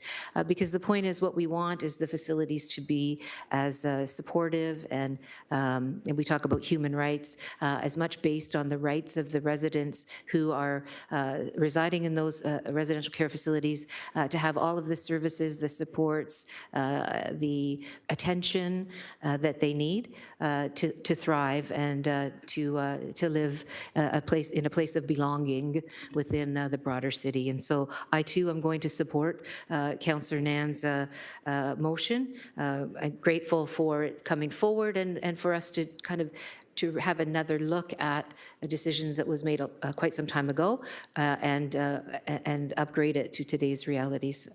Thanks, Councillor Spadafora. Take the chair back. I don't see any further speakers on the list, so the motion is before us, and we will put it up for an electronic vote, please, or the item is before us.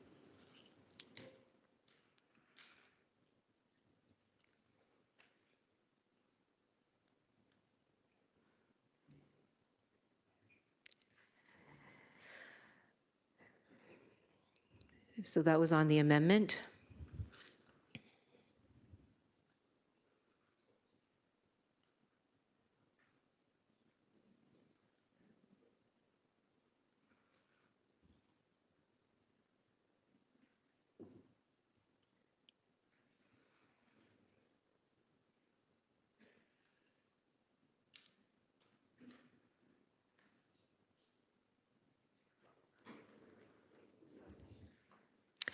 That carries 11 to 5.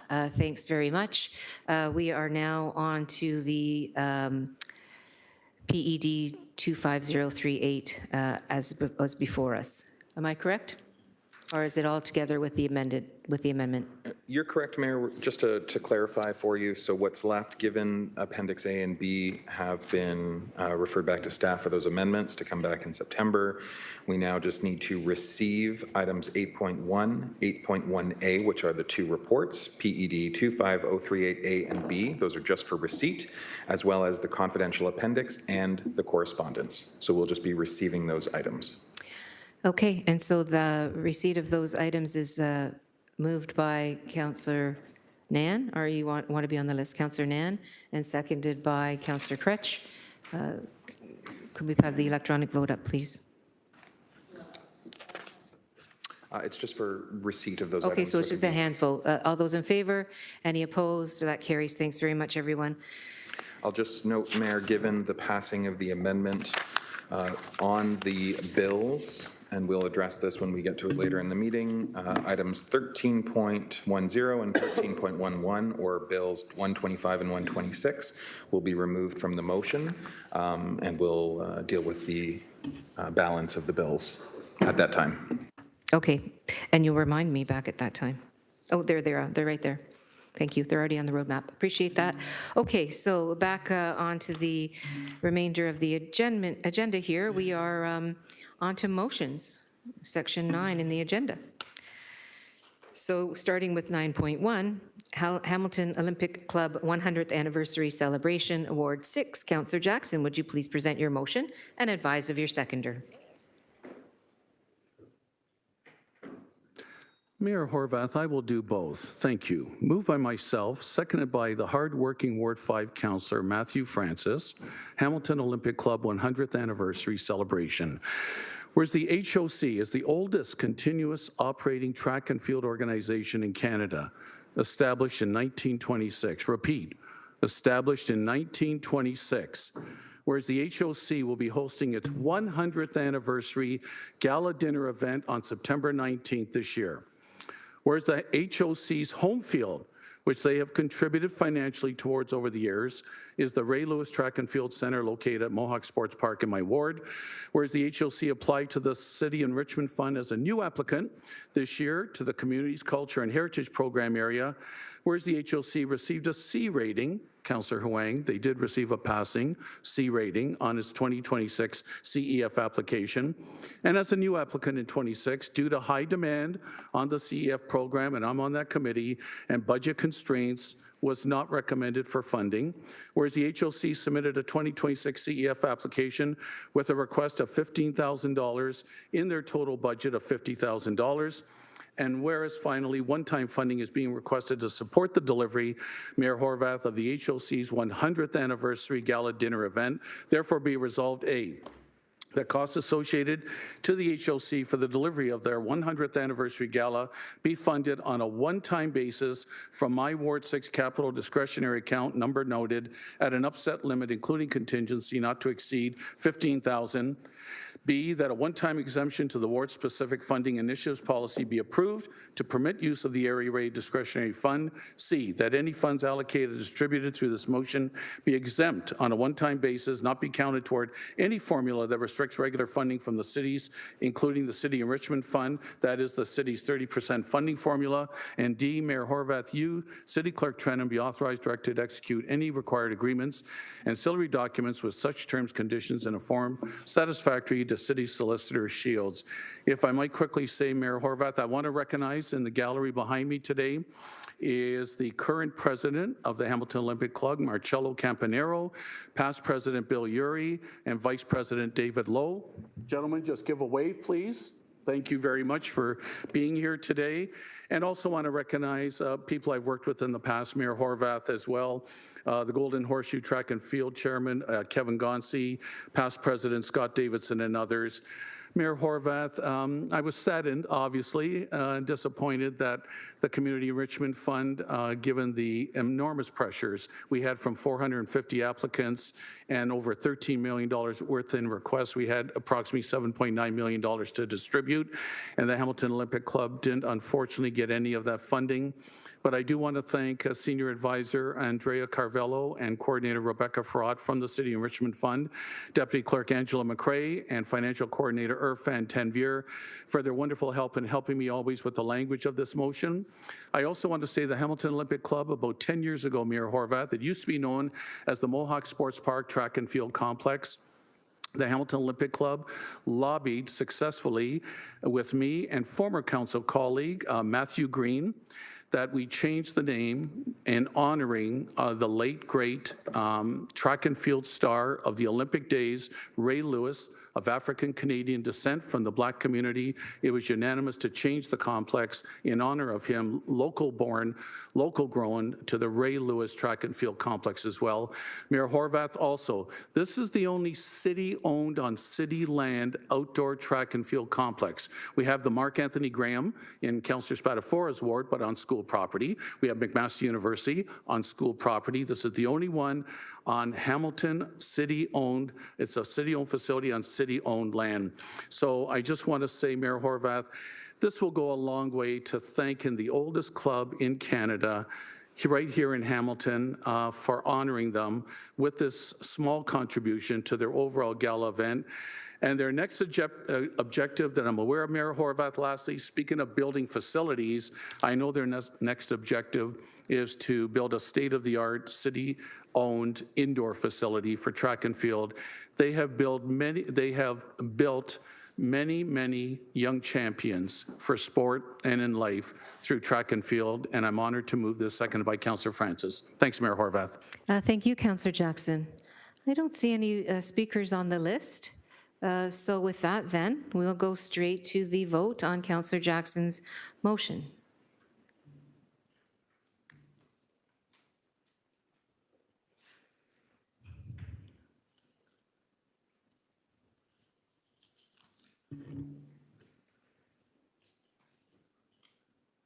That carries 16-0.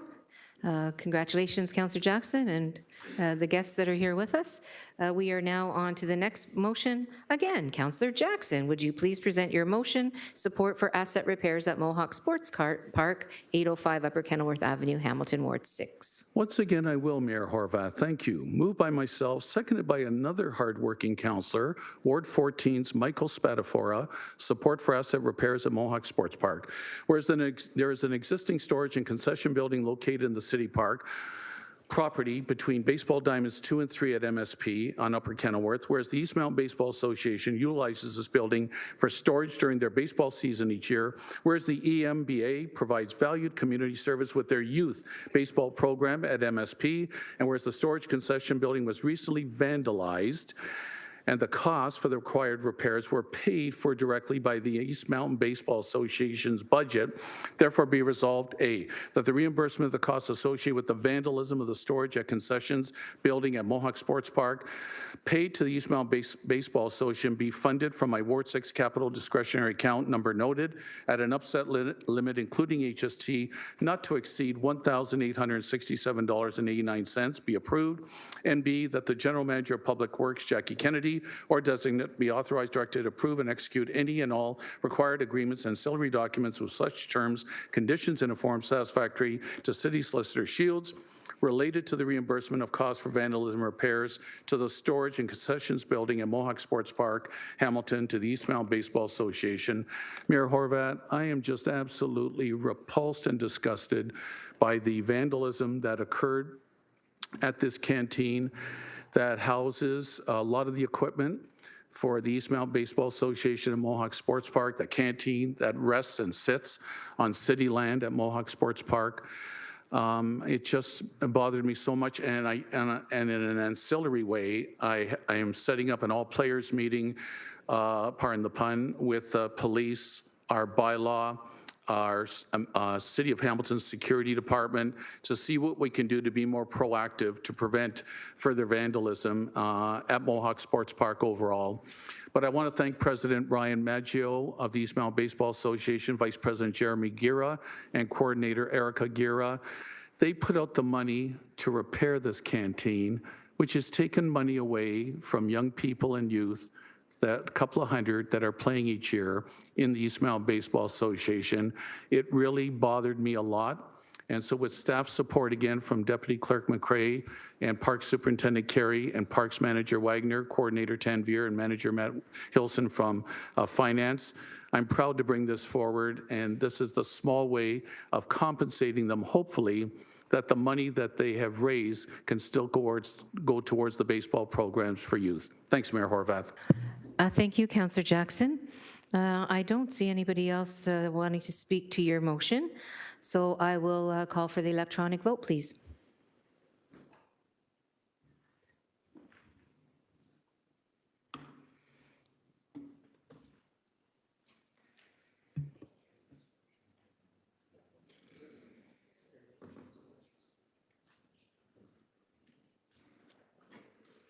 And that also carries 16-0. Thank you all. We're now on to 9.3, vendor name change respecting the standardization of hardware and software for corporate information technology.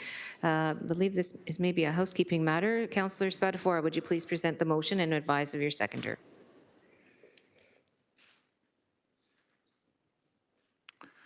Thank you, Mayor. I am moving this motion, but this was a motion that brought so much interest from my, I couldn't even decide who I should use as a seconder, so I still don't have one.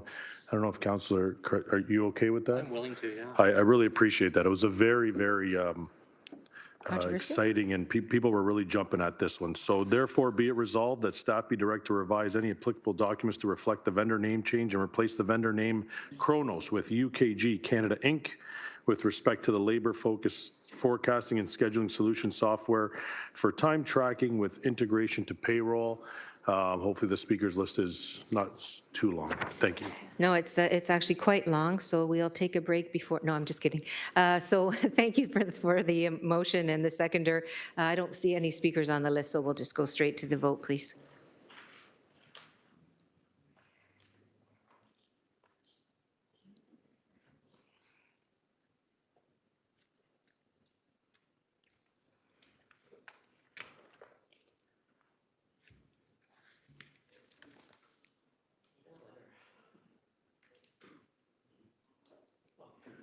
That carries 15-0. Thanks very much, everyone.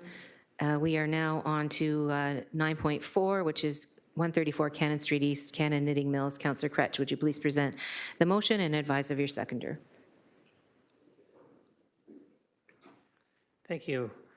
Motion is regarding 134 Cannon Street East, the Cannon Knitting Mills. My seconder is Councillor Huang. And before we get into a protracted discussion about what the result of this motion is, I want to be really clear. I worked on it with staff and the language very carefully. This is about reporting back about what our options are, not directing us to do something. Once we have a list of options, at that time, once the report is back, then it's up to us to make a decision about what we feel like doing. And I might bring a motion forward at that time to discuss it. Why this is before us? Well, I'm not going to get into what I think was a passionate speech I gave at the Planning Committee. I'm not going to repeat it all here. I'll summarize by not reading out the whereas clauses because you've had this on the agenda for a while now. But this used to be something the city owned. And we had an opportunity to steward this in a neighborhood that's been disproportionately underserved for many years into an asset that's attached to a city park, attached to a parcel of many blocks of city land, and is an anchor in this area. It's right behind residential houses and beside the skate park. It's become, under the current ownership, a nightmare. It is now no longer safe. It is at risk of collapsing. We've had to close half of Mary Street around the entire building with jersey barriers and fencing just to be able to have the building exist in its current condition. And I said, as I said at Planning Committee, it's devastating to think about losing this building because it's an important part of our industrial heritage. But this all started when we decided to get into a kind of handshake deal with someone who said, don't worry, I'll develop this in 24 months. Just trust me. Nothing in writing, no covenants. City land sold off to someone who, for 10 years now, has let the thing rot into the ground. Now, to be fair to him, it was not in great shape when he bought it. But now it's at the point where it's a danger. And I want to say this again because I think it's really important. It's directly adjacent to a city park, in a place where there's not much parkland, so people kind of are forced to go to that park if they want to have a park. It's noted in the Hamilton Master Plan as a neighborhood that's desperately in need of parkland. And so this should be something we're getting back into city hands, in my opinion. Again, that doesn't direct the outcome of how we do that or if we're going to even do that. It asks staff to come up with options. It also asks us to ensure that when we demolish this, if we can, if it's safe enough to do so, which it may not be, to salvage some of the heritage aspects of this building if we can, to be used. I noticed some people who are interested in that in the community and brought it up during the delegations at Planning Committee. The only thing that's not included here that I wanted to add was recently, and I know this has been shared in writing with the chief building official, so I'm not going to try and add an amendment to it now because I don't need to and I have no authority to do it anyways, is that we discovered that there's an endangered species, if you don't know about them, called chimney swifts. They're birds, and there may be some chimney swifts who are living in this chimney. And so if it's safe for us to keep the chimney up, it's safe for us to make sure the chimney swifts continue to have a habitat, then we're also going to consider doing that. The chief building official has said that that's what he's going to do. So I'm just not telling you anything that's a secret or exciting. I'm just telling you what's going on because that wasn't something we discussed at planning because that was something discovered since the planning committee meeting. Bird folks have gone out and checked on this. For those who don't know, there's currently, I believe, at least one chimney swift chimney in the city of Hamilton right now, I believe on provincial property, that the province also found when they were demolishing a building there was a chimney swift issue and they were able to save the chimney and the surrounding infrastructure so the chimney swifts could remain there. Not sure we can do it here, but now the chief building official knows and it's his delegated authority. This is not about the demolition. That's already happening. The chief building official has already said it's going to happen. This is about asking staff to report back to us about what options we have to potentially retain this parcel, again, because it's already adjacent to city land and adjacent to a park. Thank you. Thanks, Councillor Kretsch. Councillor Clark, please. Thank you, Mayor. So I'd like to suggest that what we should also be looking at is an environmental review before we consider purchasing the property. I don't know what the record of site conditions said. I know it was relatively sound back when we owned it, but I don't know what has transpired since. So if staff can just include that in their due diligence, that would be most helpful. Thank you. Thanks, Councillor Clark. Can I just see if there's any other first-time speakers? Then I'll go back to Councillor Kretsch. Any other first-time speakers? Seeing none, Councillor Kretsch, please go ahead. Just to respond to say if staff want to just take that under advisement, but maybe there's a way to put in here in the second part at the end something about any information we have about the record of the current site condition and environmental remediation. I'll just say that slowly. Any information the city has about the record of site condition or costs for environmental remediation. I think that's a friendly amendment as far as I'm concerned. So I'm happy to put that in the second part at the end there for part of the report back on the information about the property. Okay, I just want to see some nods around the table that people understand what we're doing here with the friendly amendment on environmental conditions. Everybody's okay with that? So that was moved by Councillor Clark and seconded by Councillor Crutch as a... Just friendly, so I don't think it's just friendly, so we don't need that. All right, thank you. So then we'll go to the motion as there's no further speakers. Please look to the electronic vote.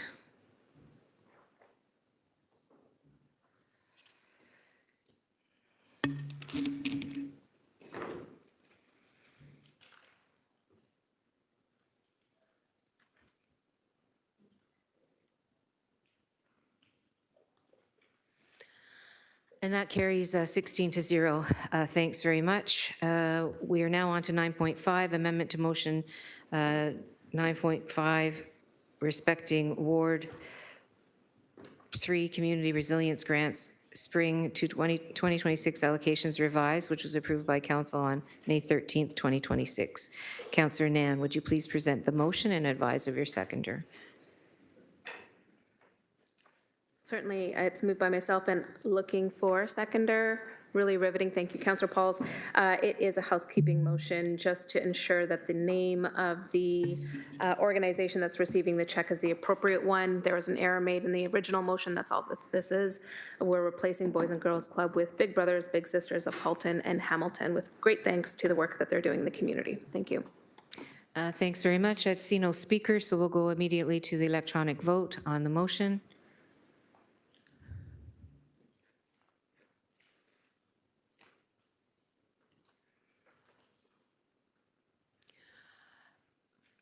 That carries 16 to 0. Thanks very much. So we are now on to notices of motion. Are there any notices? I don't think that there are any. There's none on the agenda. All right, so statements by members. It's now 11:21. We have the hard stop at 11:45 for the event, and so we'll get through the member statements, then we'll adjourn and be back at 1:45. Okay, so please populate the list as is our custom to begin with the member statements. Councillor Beattie, please go ahead. Thank you, Mayor Horvath. As I tried to grab my notes more quickly, I thought I would be second on the list. But anyhow, I'm good. I just really quickly wanted to thank the Stony Creek Lions Club. I had the great pleasure of attending an event yesterday with some young people from around the world, including Brazil, Germany, Netherlands, Spain, France, Switzerland, Poland, and Italy. And it was part of an exchange program that the Lions Club runs where young people from around the world come and visit us here in Ontario, see the sights and sound for a month. And it was just such an absolutely fascinating conversation to engage with these folks and get their perspectives on a number of things and learn about the different cultures, learn about the different things. I will say predominantly soccer, or as they refer to football. And Justin Bieber, and their name is the most famous Canadian, according to the young people around the world. So it was a really insightful and wonderful event. So thankful to Stony Creek Lions Club for inviting me to participate and to discuss with them the way that they see the world. It was really incredible. Thank you. Thanks, Councillor Beattie. Councillor Clark, please. Thank you, Mayor. I wanted to keep council informed. As you will recall, Councillor Crutch and I moved a motion so that we could have additional time to meet with the residents of 34 Mistywood Drive and Stony Creek Community Homes, which is a not-for-profit housing provider, and they are looking at using the equity that they have in those lands to build a new 4-story and 6-story apartment building by taking down some of the existing townhomes. So the residents of 34 Misty Wood met with me and Stony Creek Community Homes to discuss the rehousing proposal that Stony Creek Community Homes is bringing forward. It was an amicable meeting. They are both looking to try to provide as much assurance and comfort to the residents there. They have 8 townhomes now empty that they would move residents into, whose townhomes would be taken down. The application, I said to the residents, is still moving forward. We're expected to have this report back to the Planning Committee in September. And so I've agreed to meet with them again in August in the hopes that we can continue to move this proposal forward iteratively. I want to thank the residents of 34 Misty Wood Drive, as well as the representatives of Stony Creek Community Homes for coming to the meeting. Thank you. Thanks very much, Councillor Clark. Councillor Spadafora, please go ahead. Thank you, Mayor. A couple things for me over the last little while. I was grateful to be able to attend the City of Hamilton Arts Award night. It was a pretty amazing night. I know there were some other councillors there. Just wanted to say it was great, and city staff did a great job along with the volunteers, and I just want to congratulate all the winners that were identified that evening. The other thing, I was able to go to the annual Shadoke Bocce Club barbecue, and fortunate to be able to spend some time with a lot of the seniors from my community. They do a really good job of articulating their issues. And because most of them are Italian, the volume is louder than most complaints, but they do it respectfully. It's just a little bit louder than usual, but I appreciate that interaction that always ends with, you're okay. You're okay. So in the Italian language, that's a pretty good compliment, so I'll take it. Lastly, I just wanted to give a quick shout out to the Soupies around the city. I know that program's up and running, but besides that, just toughing it out in some of the weather we've had over the last little while. I appreciate all they do, because I know many of my residents and their children are excited. They love going, and so just a thank you to all the Soupies across the city. And that's it for me, Mayor. Thanks, Councillor Spadafora. Councillor Jackson, please. Thanks, Mayor Horvath. 3 public service announcements and then a comment. Mountain Drive Park, on behalf of Councillor Esther Pauls and myself, we're on the verge of being able to announce, working closely with park staff and Director Cynthia Graham, finally on the verge, a portion of Mountain Drive Park will be open, fence removed, hopefully over the next week or two. Not going to lock in a date, but we're on the verge of having a portion of the park safely open in the great work of the consultants and the staff. Secondly, on behalf of Councillor Spadafora, Councillor Pauls, Councillor Cooper, and myself, from Acting General Manager Brian Hollingworth, we're hoping to have a communique regarding the update on the design and timelines for the 5-lane expansion of Rymal Road from Dartnall to Upper James. That's another good news story. Thanks again to the overwhelming majority council support last year, 13-3, to approve that project for the much-needed area of the growing South Mountain. Thirdly, Councillor Hwang and I have offered to now Acting Director Dipankar Sharma to do our best to support with our area rated funds, accelerating the resurfacing of the Kenilworth access from bottom right to top. It was going to be in the 2028 budgets or beyond, and with Ward 4 and 6 area rated funds being offered, working closely with staff, there's hope that it can be accelerated and advanced into 2027.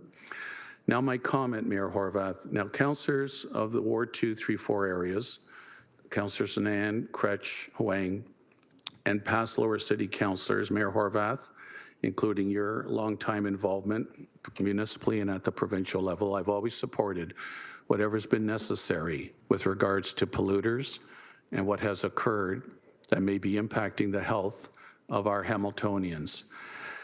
And in the recent episode of what happened last week, couple of pockets, a couple of neighborhoods up on the East Mountain experienced the black soot. I've logged about 40 to 45 official complaints, and my office, Mayor Horvath, has done a great job, my staff, especially my full-time assistant, Samantha Kreidel, in disseminating information for the Public Health Department and the Ministry of Environmental, in the Environment, Conservation and Parks, MECP. I've got a direct link with the local branch district manager. I just want to say, Mayor Horvath, that the MECP, as we all know, is the regulator and the investigator. The City of Hamilton is not. But I just find it reprehensible and irresponsible. Whoever the MECP ends up determining, it's their investigation. Whoever the culprit or culprits are, I'm going to be absolutely livid and furious of their reprehensible, irresponsible operation of whatever the company or facility are. I have no clue who it is. It's all with the MECP. But when it is determined and charges, hopefully, are laid and fines imposed, hopefully, I'm going to expect that company or two leadership to come up to my ward and apologize to my community, and maybe offering some power washing and some other measures to help clean up backyards and help clean off the soot off pets' feet as well. I just find it so disgusting, Mayor Horvath, that we know we live in an industrial city. We know that, thousands upon thousands of good-paying jobs. But darn it all, we're in a new age and a new era. And just doing what happened last week, however it happened, accidentally, intentionally, whatever, I don't know, it's wrong. And I'm not going to stand by and let it happen again without me defending and advocating on behalf of my constituents. Thanks, Mayor Horvath. Thank you, Councillor Jackson. Councillor Pauls, please. Mayor, and I want to thank Councillor Jackson for mentioning Mountain Drive, which I was going to mention. And anyways, and a few others, and Rymo Road, of course. But I just want to say that Inch Park, we had, it's starting to do the inclusive park, and there's all kinds of construction going there, so I'm kind of excited. I went there. So the Soupy that was going to be at Inch Park is moving to Eastmount because the children are not being able to go to Inch Park. There's not as many that go there, so I just want that to be clear. The reason why we're taking the Soupy from Inch Park and going to Eastmount. Also, I've attended many festivals, and we have a great culture here in Hamilton. I went to the Assyrian Festival, which attracted over 2,000 people. It was amazing. And on July 25th, there's the Filipino Festival. So that attracts a lot of people. And it's great to see that our community is coming together. Lastly, I want to say I've done Pulse in the Park. My last one is July 21st. I'm at McQuestion Park, and I will have bylaw there. It's great to see people coming out, even though I only had 10 to 15, some 20. And it's hard to get people to come out sometimes, but they know I'm there. So on July 21st at 6:30 at McQuestion Park, I'll be there. I think I will have a lot more people because that park is used by so many people, and I will be there answering some question. But I want to thank staff. All my Pulse in the Park staff has come and professionally answered the question that my resident needed to know. So I want to thank staff for coming out, and I hope we get quite a few people to come out. Thank you. Thank you, Councillor Pauls. Councillor Nam, please.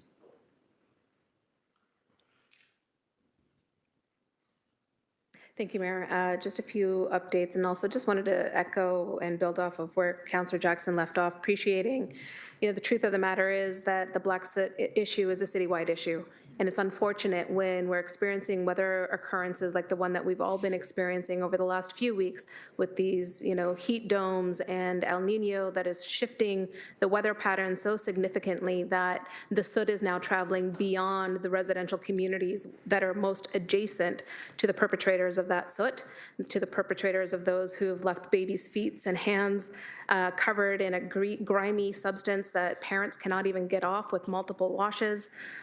So to hear, unfortunately, that experience being spread to other geographic areas in the city, it just really does emphasize why it was so critical that this council and previous Board of Health moved a unanimous decision to call the ministry into account for ongoing site-specific exemptions that enable industrial polluters to be able to put particulate matter into the air multiple fold times over what is permitted from a human health perspective, let alone an environmental health perspective. It is an absolute dereliction of duty that between the Ministry of Environment, Conservation of Parks and the Ministry of Health not working in tandem here and putting forward the requirements that are necessary to hold those perpetrators to account and to make sure that the public receives retribution, receives what they deserve, and this has been going on for generations here in Hamilton. It's a shame. On a lighter note, but also maybe related to air quality, we've got some road construction happening in Ward 3, pretty significant. A number of projects that I wanted to be able to share with residents, and many thanks to our public works staff and all the contracting staff who've been doing a good job of dust mitigation through the construction of roadworks. But a flag that is becoming a bit of an issue, especially with the current weather system that we're dealing with. So on July 17th, paving is to be completed at Sherman and Cannon, and the intersection will be reopened. On July 19th, paving will begin on Wilson Street from Victoria to Birch. And staff are yet to confirm when the paving will be completed and when Wilson will be open. Victoria Avenue is getting a cycle track installation that will be completed by August. Included in that cycle track installation is a deep paving project right along the Claremont access. There's a paved out triangle there. We're removing the pavement and putting in pollinator species that fit within our biodiversity plan. Big thank you to staff for making sure that got aligned with the contract going in right now. That will definitely help in terms of the local community there and continuing to improve the quality of life through our infrastructure projects here in Hamilton. And, I think the ongoing drum roll that Councillor Huang and I continue to share is Barton Street. Construction has begun. It's going from the east end towards the west end. Curbs are being done right now. Sidewalks I see are being improved, which is fantastic. Once the portion between Kenilworth and Ottawa is done, then we're going to see that work continue from Ottawa all the way over to Emerald. So lots of paving going on, lots of rehabilitation to our roads. Thank you to our residents. We know the construction period can be very inconvenient. We're doing our best to work with city staff to ensure that residents are informed in advance so that you can navigate your community safely, whether you're a cyclist, pedestrian, or a motorist. So if you are looking for more information on what roads are closed when, reach out to the Ward 3 office and we'll make sure you get connected to the work that the city is doing and when it's happening. Thank you. Thanks, Councillor Pauls. Councillor Nan. Councillor Taddison, please. I'm going to address something that has shocked and rocked our Ward 11 community and the city as well. Unfortunately, there were 2 deaths in Binbrook at the conservation area on Canada Day. I was on the rural roads by the conservation area at the time. I saw multiple cruisers. I saw firefighters pass me, fire trucks on their way to the site. My heart immediately sank because I knew what this meant. So in saying that, I would like to say that our compassion, our condolences, our hearts go out to the family that lost a son who drowned. Our hearts go out to the family that lost a father and a husband in a medical emergency. Thanks to our first responders and the NPCA for their compassionate way in helping the families through this very, very sad time.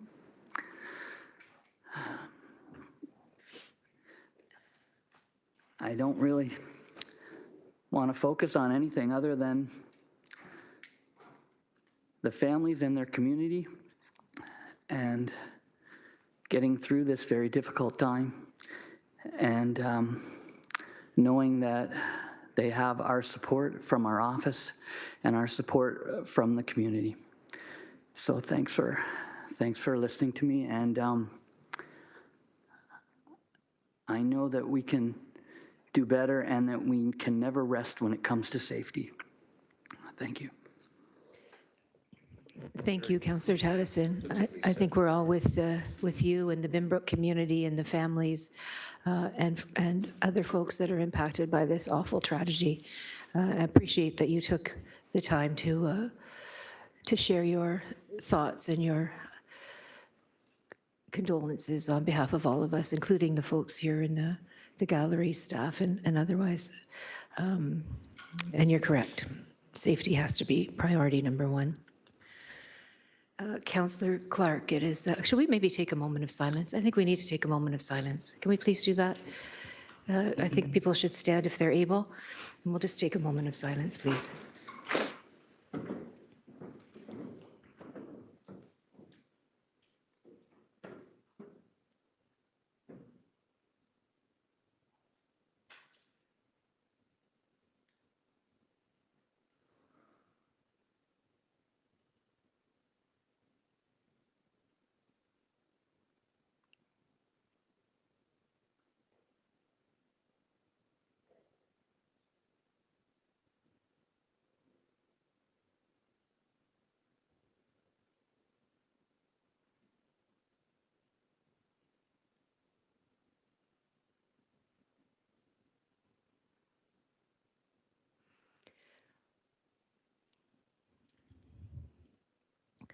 Thank you, everyone.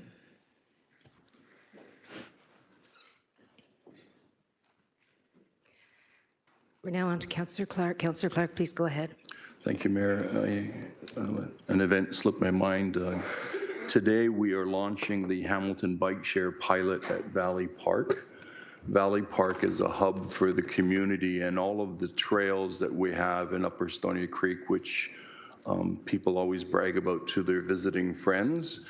I've heard from residents from time to time that they would ideally like to be able to take visitors out onto the trails and just see how quickly you can go from conservation area to parks along the Niagara Escarpment.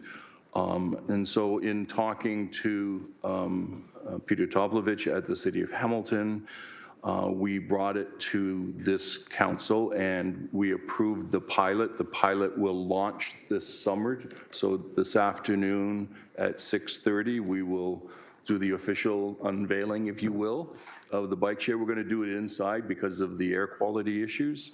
But we're excited. The community's excited because it's an opportunity for people who are visiting Stony Creek and staying with relatives to now go to Valley Park, hop on a bike, and take it on the trails. So they don't have to bring a bike with them. And so we're hoping that it is successful, and we'll soon see. So thank you to everyone for supporting us for that pilot. Thank you very much. Sorry, thank you, Councillor Clark. Councillor Nan? Did you already speak? You did. So I don't think that's a second time, but we are recessing in 3 minutes, and I have a few things to share as well. Yes, it's in my notes. Oh, thank you. And I'm going to be brief because we are recessing in a couple of minutes, starting with, of course, the reason why we're recessing, which is it is the 80th anniversary of the United Steelworkers Local 1005 1946 strike that really did change the face of workers' rights in our country. They achieved enormous accomplishments when it comes to the rights of workers to have control over their workplace. And it also really does show us something about, it told us something about Hamilton and our grit, our community's understanding of the value of work, and that we are a city that stands with working people. That's our history. It's baked into our history. And although I have copious amounts of notes, there's just two other quick things I want to mention. Again, Industrial Drive and Wilcox Street, when we recess, please join us for the unveiling of the commemorative street sign, but also it's interesting the other impacts that this local has had on Hamilton. The very first Women of the Year award went to a woman who was on Hamilton's executive, or sorry, on 1005's executive, Norma Birdie. I think she was the treasurer, if I'm not mistaken. I found out yesterday, a couple of days ago, when I was on the trail, getting to know the trail that we fondly know as the Bruce Trail, which of course goes from all the way to Tobermory, as a matter of fact. Was actually 3 people from Stelco that founded that trail and began the fundraising and had the vision to undertake this amazing iconic trail that we now celebrate each and every day. I would also say that the impact of 1005, particularly as a local, is one that also has dealt for many years as other industrial union locals with the issues of environment and pollution, et cetera, and also occupational health and safety along with that. And so apropos that we're having those conversations about this soot today. National Drowning Prevention Week, as Councillor Nan indicated, takes place on July 19th to the 25th this year, leading up to World Drowning Prevention Day on the 25th itself. With more than 10 beaches and waterfront locations, over 20 public pools, countless private pools across Hamilton. Swimming lessons and water safety education are essential life skills, as any body of water can pose a life-threatening risk, as we so tragically simply moments ago recognized in terms of our own city's losses. I do have a lot more to say about that, but again, I know that we have to continue to move on with the agenda. I do want to mention that I was able to attend the Hamilton Fire Department's donation of 2 fire trucks to Lac Seul First Nation to be shared among several First Nations communities. Thanks to the councillors who attended that. It was great to be at St. Anthony's Church celebrating their fence with Councillor Nan. Thank you for that donation, Councillor Nan, from your budget. They are very, very pleased about that. And of course, I was honored yesterday, to have a Chinese Business Association's Mayor's Luncheon organized by the Chinese Business Association, as well as a number of other events, including Afro Jazz Fest, the Benamala Canada Day festivities, the Mahali Manch, Patostav anniversary celebration, et cetera, et cetera. I do want to say that this is such a vibrant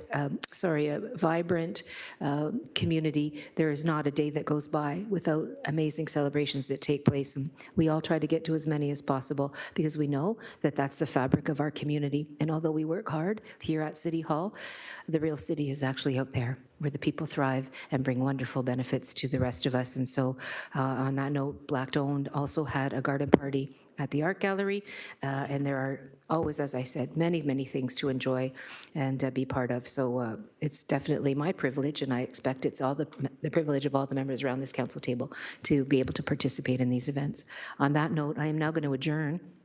I'm now going to go into a recess of our council meeting to be reconstituted at 12:45. For those of you who can, please join us at Wilcox Street and Industrial Drive. Thank you.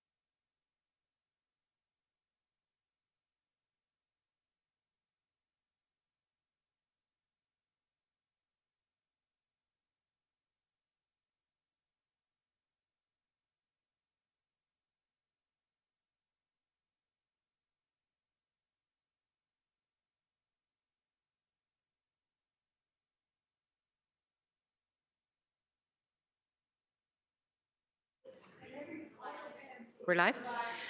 Okay, welcome back, everyone. Thank you for coming back to the council meeting and for the recess that allowed us to go and celebrate the naming of a street sign to commemorate United Steelworkers Local 1005.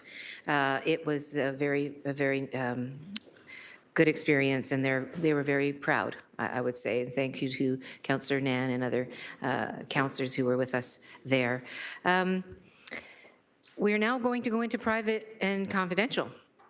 So may I please have a motion to move into closed session to consider confidential report LS 26009, agenda item 12.6, respecting legal advice, respecting artificial intelligence data center citywide pursuant to section 239, subsection 2F of the Ontario Municipal Act 2001, as amended, as the subject matter pertains to advice that is subject to solicitor-client privilege, including communications necessary for that purpose. And that's moved by Councillor McMeekin and seconded by Councillor Clark. Show of hands, please. All those in favor? Any opposed? And that carries. Thanks very much. So members of the public, the meeting will continue following the closed session portion of the meeting when you see the members rejoin the meeting. Council will wait up to 5 minutes upon reconvening in open session before proceeding with the meeting to provide members of the public and the media time to return to the council chambers. So it is time now to exit the council chambers, and certainly you're welcome to come back in once the legal advice and the in-camera session is over. And thank you for being so respectful throughout the day. We really appreciate it. Thanks so much. We'll be back with you shortly.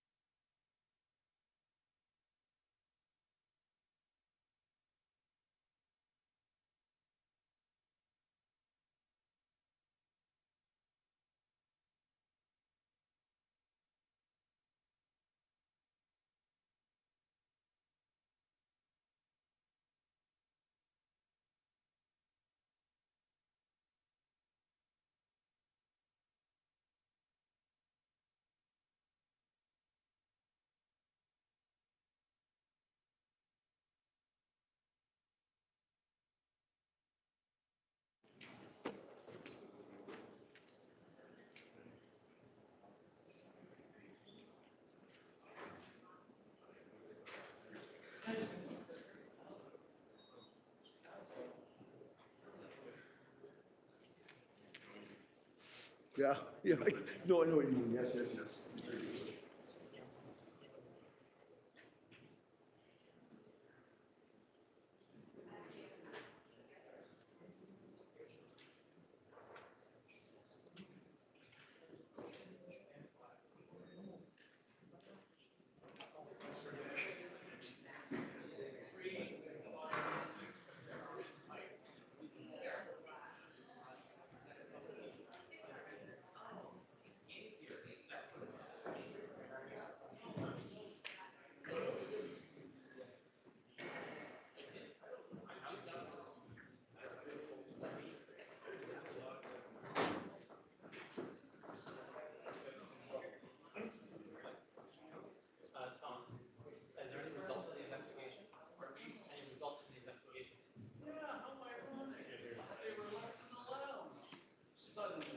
There you go.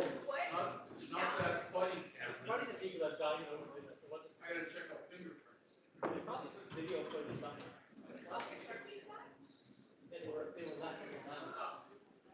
I felt like, I think we got it. You think it was bad?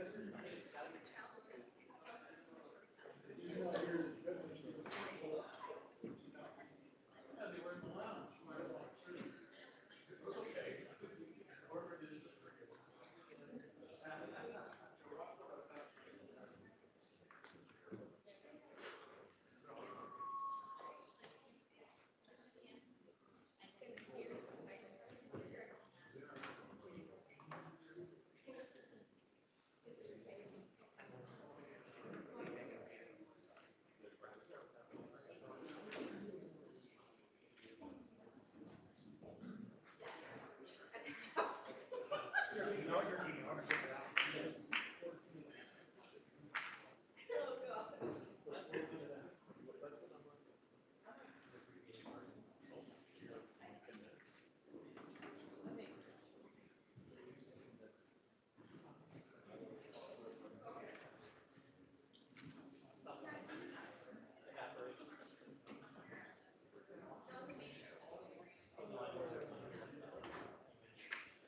Just put the doors on commercial. Yep, we're good.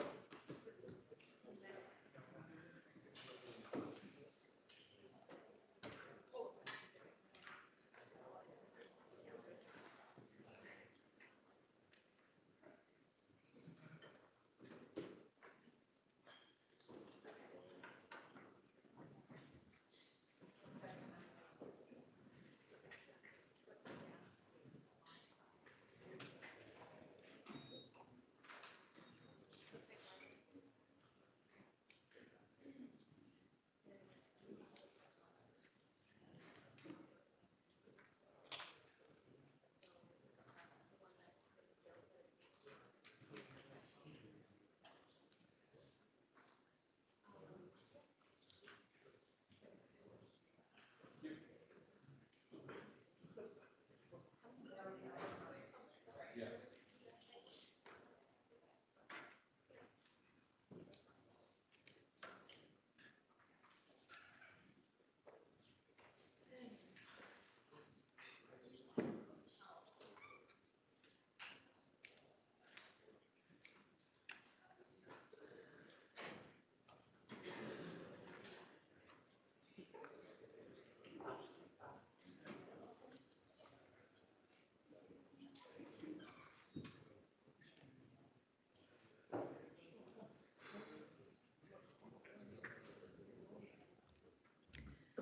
So should we wait for councillors to come back in?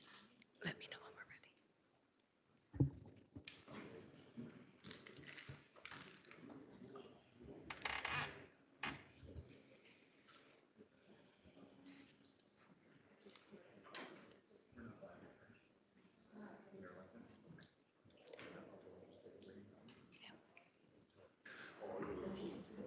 Welcome back, everybody. I'll just advise we're waiting just a few moments. A number of councillors just stepped out. As they return, we will resume momentarily.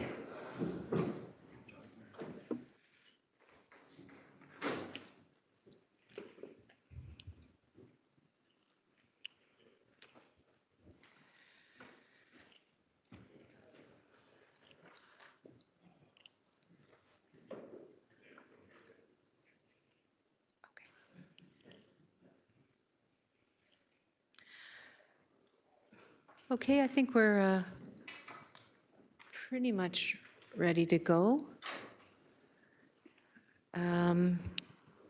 So members of council, we're now back in open session.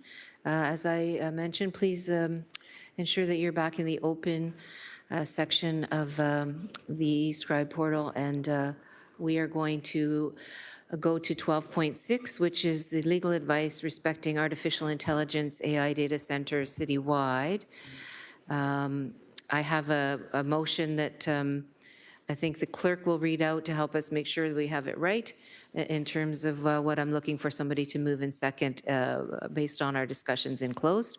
Do you want to go ahead, please? Yep, thank you, Clerk Mayor. Renham? So that memorandum LS 26009, legal advice respecting artificial intelligence, AI data centers, be received and remain confidential, save and accept Appendix A, which will be released publicly following the conclusion of council, and that the direction provided to staff in closed session respecting the memorandum be approved and remain confidential. I believe that there was also going to be, I get it. Okay, so the direction to staff, of course, will be what we talked about. So can I have a mover and seconder, please, for that motion? Councillor Clark, thank you. Councillor Wang, all those in favor, show of, it says show of hands here. Electronic, please. Councillor Jackson has a thumbs up. Thanks, Councillor Jackson.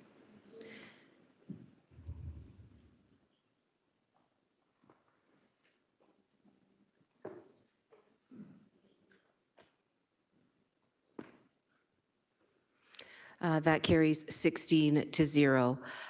We are now on to CC 26006, which is the notice of inclusion of Bill 26-127, being an interim control bylaw citywide. This item is the deferred memorandum respecting the interim control bylaw concerning data centers. And we have can I have a mover and seconder to receive the memorandum CC 26006? Moved by Councillor Nan, seconded by Councillor Kretsch. We are now going to go to the discussion. Is there any discussion on the interim control bylaw? If folks want to get on the speakers list, please do so. And we will recognize folks as they, I'm sorry? The speeches are, it's on my roadmap, and this is what we talked about, that the speeches would go now. But if you would like to, we can do it the opposite way. It's easy either way.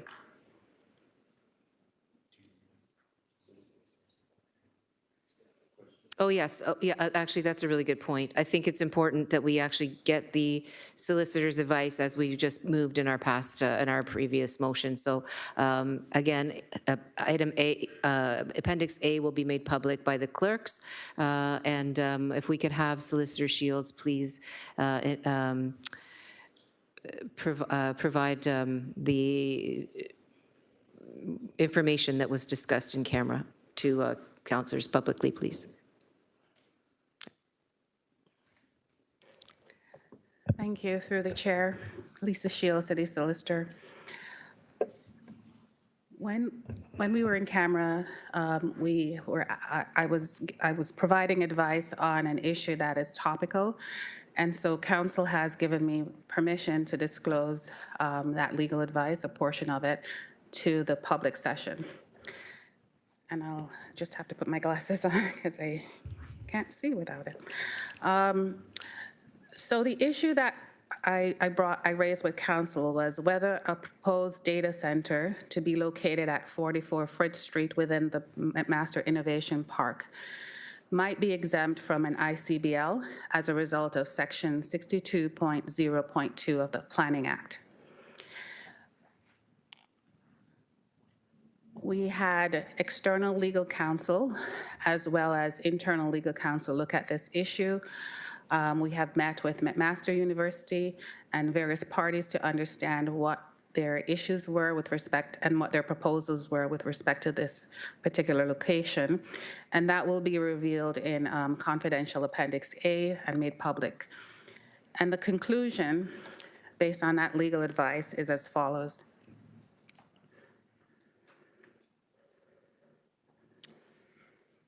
The proposed data center to be located at the McMaster Innovation Park does constitute an undertaking of a post-secondary institution for the objects of the institution within the meaning of Section 62.0.2 of the Planning Act. And therefore, if an ICBL is passed that might otherwise apply to restrict development of AI data centers, neither the ICBL or any other planning process would apply to that proposed data center, and the proponent could proceed directly to applying for a building permit for such use. Thank you, City Solicitor. Appreciate the information. And so that being said, we will now go back to where we were, which is 6.3 CC 26006. And as I've heard from the group here, we are going to simply receive this. And we will go on to the further discussion when the bills are before us. If that's what people want us to do, that's perfect. So then can I have a motion then to receive the memorandum that's before us, moved by, I think it was Councillor Kretsch and Councillor Nan. I believe it's a show of hands on this one. All those in favor, any opposed? That's carried. I believe the next piece of business then is to, correct me if I'm wrong, it's been a long afternoon, is to have a motion on the removal of one of the bills. Actually, Mayor, what I'm going to recommend, just given the discussion, is we'll have somebody move all of the bills together. And then I'm sure there is a request or general agreement among all members of council. We will consider bills 116 through 124 first. And then we'll have a separate vote on Bill 127, where any discussion or questions can occur. And then there'll only be the confirming bylaw left. So we would move them all together now, and then we can do a separate vote on 127. Okay, can I have a motion on the bills then, please, as we normally do? Moved by Councillor McMeekin, seconded by Councillor Spadafora. Oh, sorry. Oh, sorry, Councillor Spadafora, please go ahead. It's your deputy mayor role. Apologize. Thanks, Mayor. It's moved by myself, seconded by Councillor Kretsch, that the bills number 26-116 to 124, from 126, 127, 28 be passed, and that the corporate seal be affixed thereto, and the bylaws be numbered, signed by the mayor and the city clerk to read as follows, and I'm not going to read them all out. So they are in front of you. I'll just confirm for you, Mayor, of course, bills 125 and 126 are not part of this, given the deferral of the referral of them back to staff as part of the earlier matter. So you can then call a vote if you would like on bills 116 through 124. So we will have that to vote in front of us. I believe it's an electronic vote. So we will, Councillor Jackson has a thumbs up.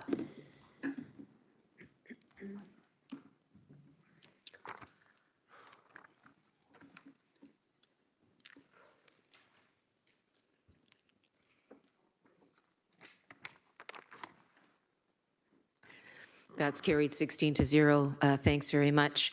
So we are now on to Bill 127, which is before us. We're getting a speakers list moved by Councillor Wang, seconded by, oh, it's already on the floor. Okay, so to Bill 127, which is the Interim Control Bylaw bill. Are there any speakers to this particular item? Councillor Wang, please go ahead. Thank you, Mayor. I think that for me, it has been a very hard conversation. We had a lot of information in private and confidential legal-wise. I think that where I struggle with this is, where is our purview, our jurisdiction? Where is our opportunity to actually affect that change? And I think that what we heard in private and confidential throws that all in question, significant question. So for me, I find that I am still staunchly against hyperscaler data centers. I am still highly in the realm of ensuring public safety. But again, this comes back to, what is our responsibility? What is our jurisdiction? What is our authority? And what I have heard in private and confidential, again, is contrary to what we are talking about today. So I'm going to start by saying that I will have to vote against the interim control bylaw, given what we have heard in private and confidential. But again, I still remain firmly in the court of the people, knowing full well that the hyperscaler environments are absolutely detrimental to our community. And I will want to continue to move towards advocating to the province and to the federal government on ensuring that we have the proper guardrails in place. Thank you. Thanks, Councillor Wang. This is the second time, or maybe third, I've done that today. Thanks, Councillor Wang. Councillor Crutch, please. Having received the same legal advice, I have a different opinion. I'm going to vote in favor of the interim control bylaw. And the reason I'm doing that, straight up, is not because I don't think that there's projects out there that could be beneficial, net beneficial to Hamilton. I don't oppose there being investment in our city by people who want to do things here. That makes sense. That's fine. Where I get hung up on this is that we don't have anything in writing. And my experience as an historian, someone who's read Hamilton's history pretty deeply, someone who's been the councillor downtown for almost 4 years now, is that actually we've said yes to some things that have had a generational impact on us without getting something in writing first. There's little stuff, things I think that are consequential to neighborhoods and have a big impact there, but citywide may not be seen as big issues. Like the Cannon Knitting Mills is a good recent example of that. Taking the word for someone, taking promises that were made, and now we're all on the hook for the output of that and the impact of that on that neighborhood, because we just took someone's word for it and didn't get it in writing first. And that's a big part of this for me, is we are sort of taking the federal government's word for it. They're saying we're going to do this. We've got to get ahead in the great arms race that's AI. We've got to beat everybody else to the punch. It's very important. If we don't do it first, we're going to be last. And that's a political mandate that they have. That's up to them. Meanwhile, when rail operations came to this city in the 19th century, we were told by every single person coming here, don't worry, it's going to be fine. Tell that to North Enders, who are now sitting there choking on diesel fumes all winter long because of the kinds of atmospheric conditions that exist here. Tell that to them. When people from industry came here and said, no, we're not going to pollute, the province is going to keep us in check. There's regulations in place that keep everybody from having to endure things that are going to cause harm to them. It's not what happened. In fact, now the province's standard line is you can pollute above our own legal maximums as you wish. And what we see happening now is soot showing up everywhere, constantly in people's neighborhoods, people concerned about the quality of life that they're having. And it's a little bit ironic that we're having this conversation on a day when it's orange outside, I must say.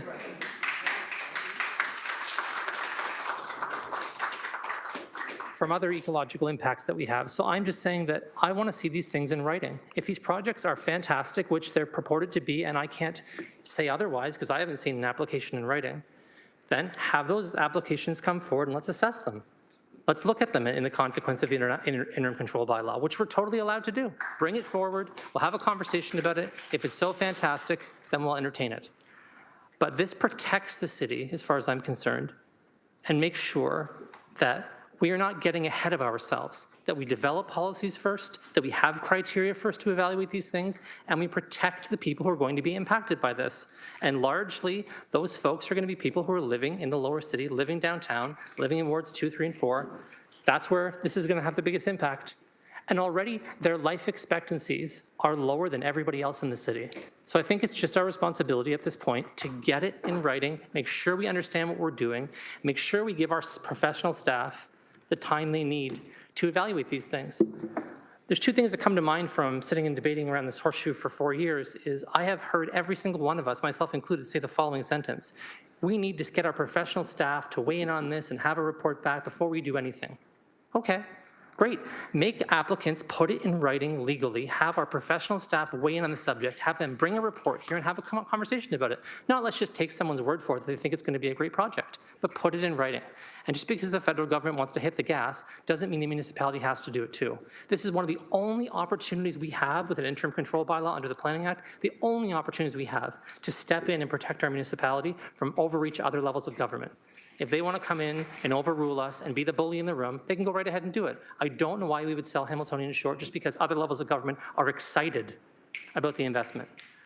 What's the number that we're willing to accept? Some people say this is an $890 million investment. Other people are saying it's $1.9 billion. What's the number before we ask for that due diligence? When somebody wants to put a backyard patio together in their yard, we make them go through reams of paperwork and applications just to do that. But when we're talking about putting something that we know, all of us know will have an impact, we're saying, well, some nice people came forward and they seem like they're going to put that stuff forward at a time later, so we'll just give them an exemption and we're not going to ask for this stuff in writing first. That's my big complaint about this. I think we need to get this in writing. We need a proper application in place. We need criteria first. And if we don't have that, I don't think we should be making any decision at all. Thank you. Thanks, Councillor Kretsch. I'm going to ask you to go back to the finger snapping, please, or otherwise. But yeah, I appreciate your being here and staying all afternoon. I know it's been a long day. Councillor Wilson, please go ahead. Oh, sorry, Councillor Wilson. That's all good. Thank you. I agree with the comments of the previous speaker. I'm going to say something slightly differently, though.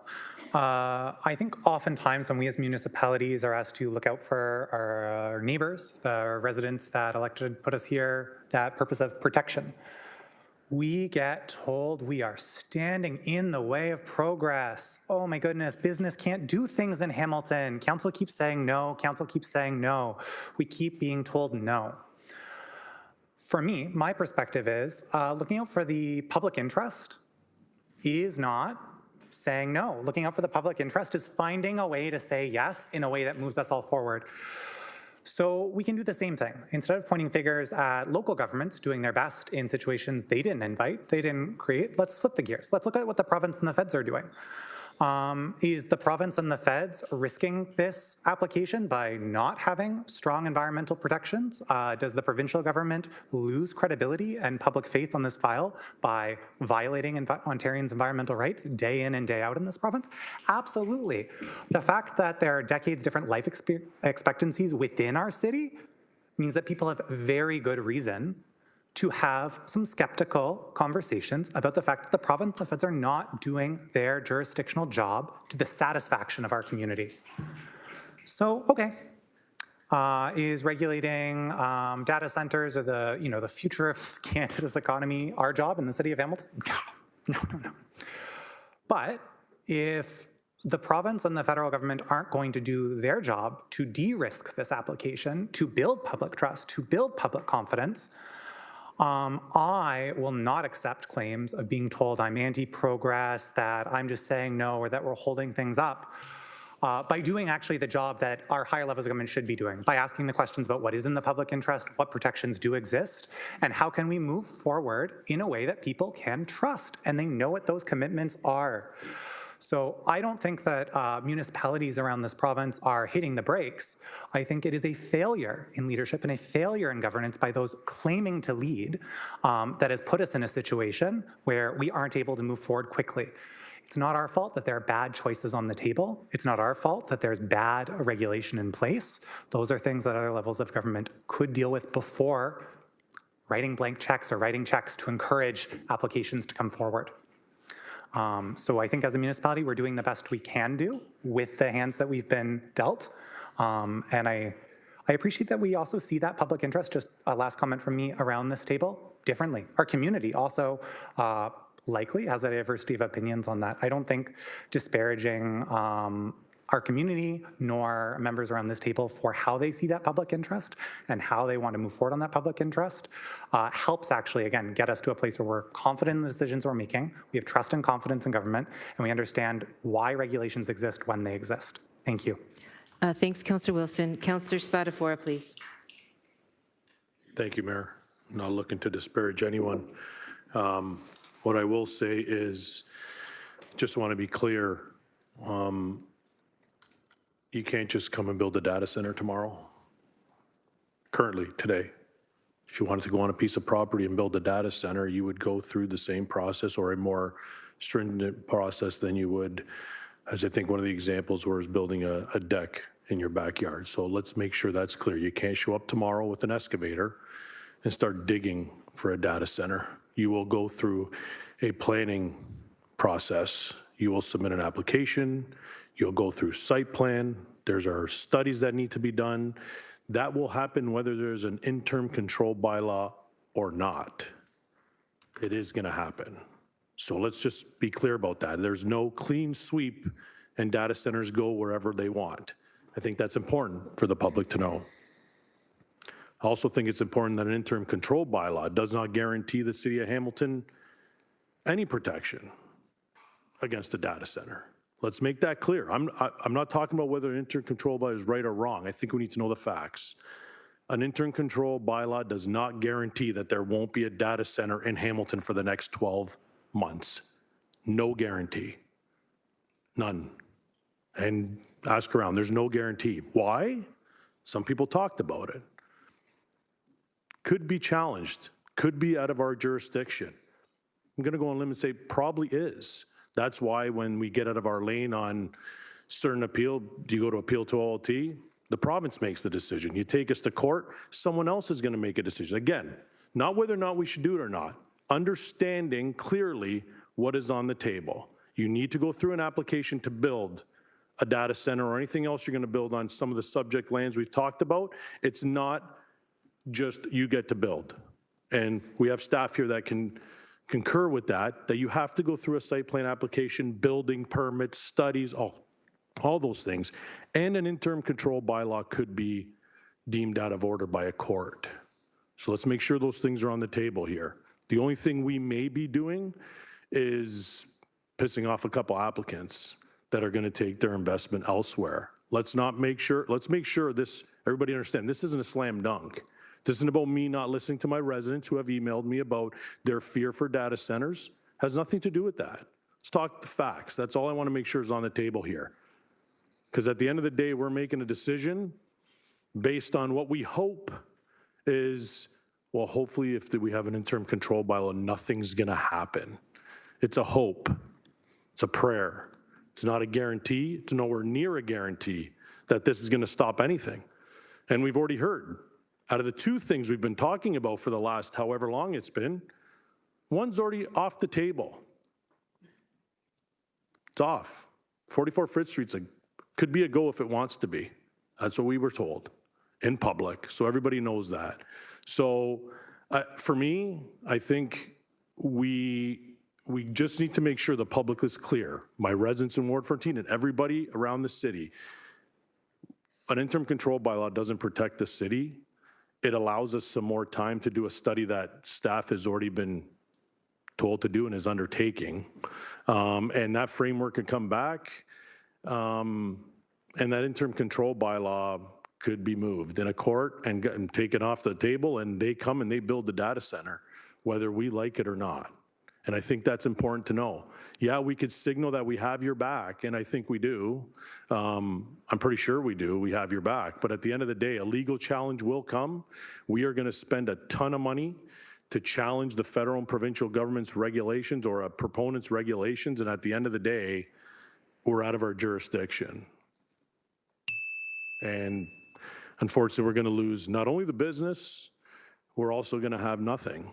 And when I don't mean nothing by data center perspective, I mean nothing on lands, on brownfield lands that have been polluting the downtown forever. Good paying jobs, absolutely.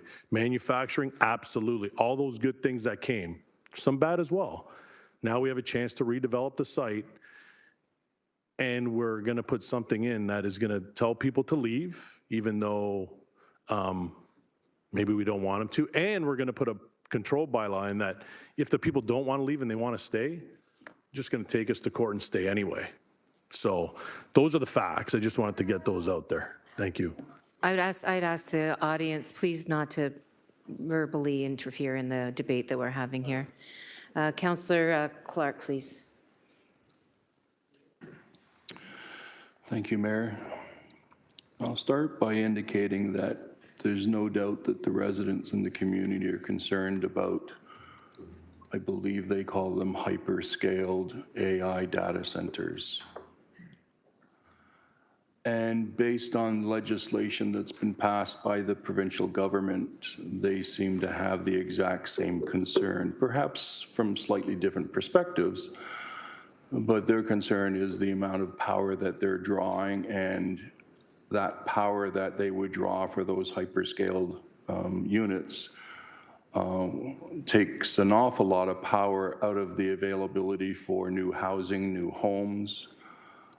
It takes a great deal of the power out of the ability of municipalities in the province to move forward in the electrification of vehicles, electrification of trains, electrification of buses, and all of these things are coming.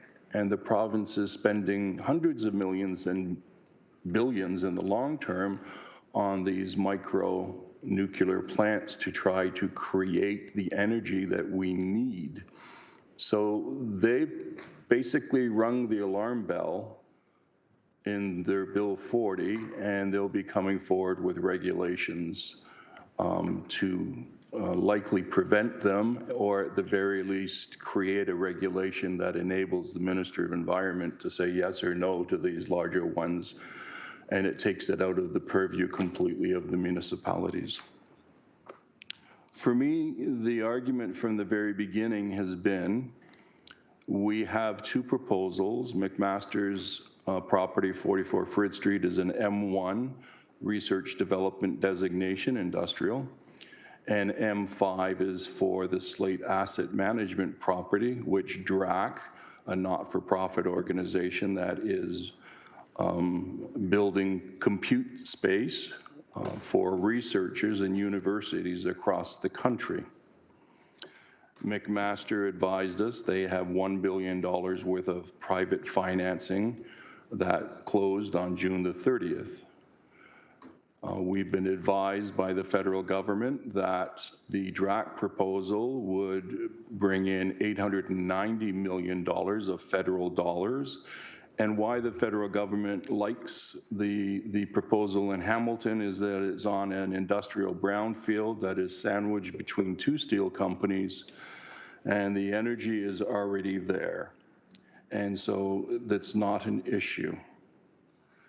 The site plan application, which my colleague, Councillor Spatafor, referenced, has conditions that are already set in place where specific studies are required to bring those properties to get to a building permit. Both of those properties, as it sits right now in Ontario law, they have as of right permission to move forward with their applications through a site plan and onto a building permit. That's the way the law works.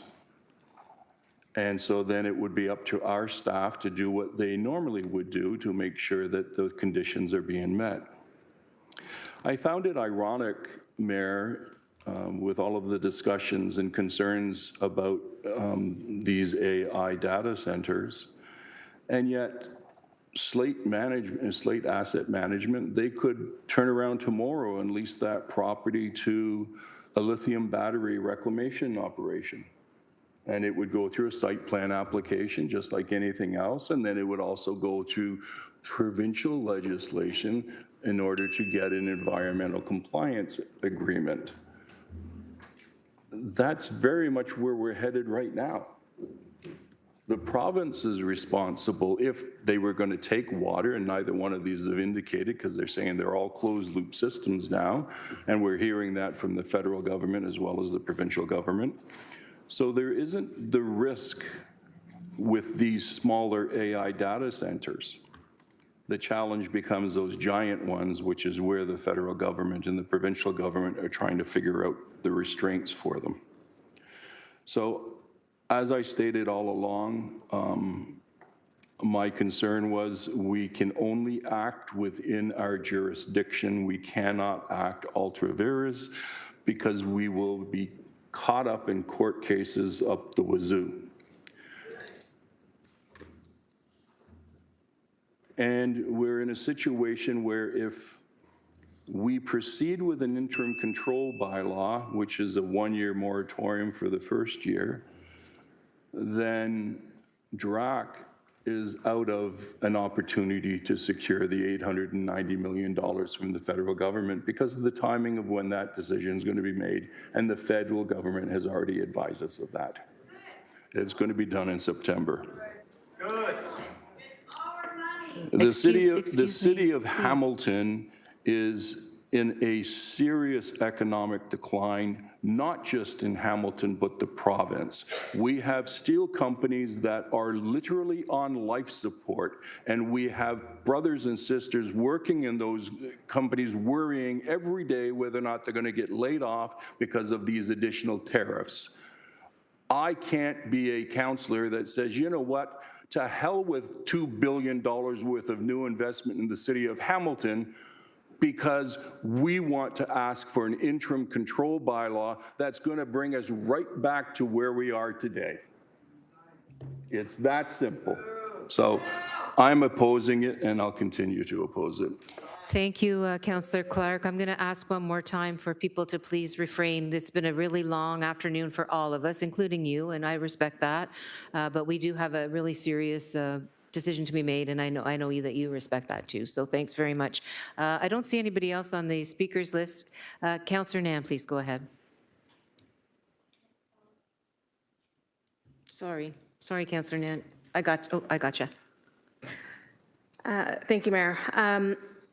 Having heard the same legal advice that my colleagues have, and having asked the questions and heard the answers, I am proud to vote in favor of the interim control bylaw. Good projects do not need to be afraid of good rules. And it's clear to me, absolutely clear to me, that the urgency of building AI data centers is manufactured to capitalize on an investment boom, period. It's truly regrettable that a narrative is emerging that the city doing its due diligence somehow signals a disinterest in investment, or a disinterest in expanding our industrial base, or a disinterest against innovation or digital technology or being prepared for the future. That is not what this is. This is about enabling the city of Hamilton to upgrade our zoning and land use planning tools and criteria, given that AI data centers have not ever been contemplated as a land use when our zoning codes were established 15 years ago. We're out of date. Not surprising. My job as an elected representative is not to work on behalf of the interests of investors. It is on the behalf of my residents, the people, and to ensure that good governance prevails and to update land use planning before we make any decisions. The core of what our residents have expressed is very reasonable. And I think it needs to be reconciled, not just by this council, it's being reconciled by councils beside us, it's being reconciled by councils across the country. It really ought to have been reconciled by the province and the federal government before they started opening up the opportunity for AI development in our province and across the country. You cannot trade off human and environmental health for somebody else to make profit.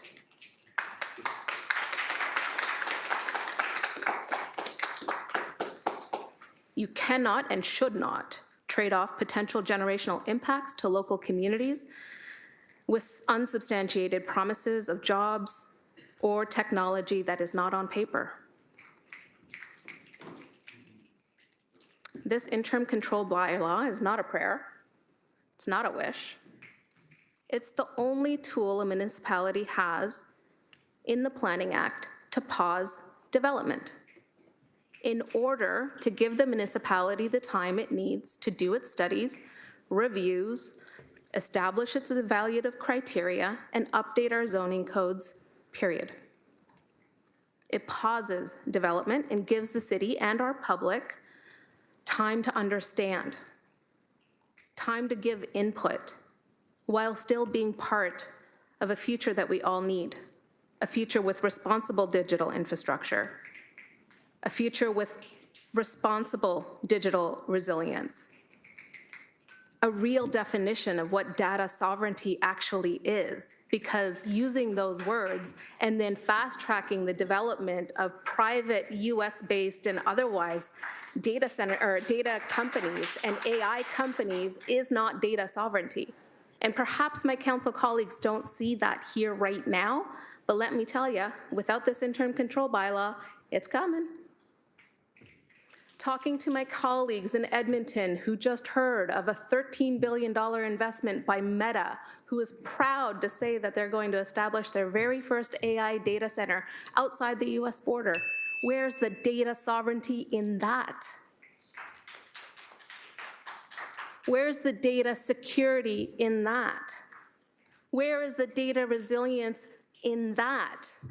When we have legislation that allows those companies to extract all the data they will generate in Canada and have it available to foreign interests. That's not data sovereignty. I can't emphasize it enough. Our communities, our city, our province, and our country need to approach this new industry with real guardrails in place now, not later. Strong environmental and human health safeguards need to be clearly defined. Those don't exist right now. Nor is there any enshrining of how local communities and Indigenous communities will define local benefits coming from AI data centers. Both the provincial and federal government, frankly, in my opinion, have hit a big fat go without putting anything in place that gives the public its trust and confidence. This city has the opportunity to do that right now. And the impact of AI data centers are not known, they are not documented, and that is playing jeopardy with promises and prayers of proponents. There is deep democratic value in saying we believe in a pause. It enables good governance to prevail, and it signals how to do business well that is not just about a profit line, but is also about our social and environmental health.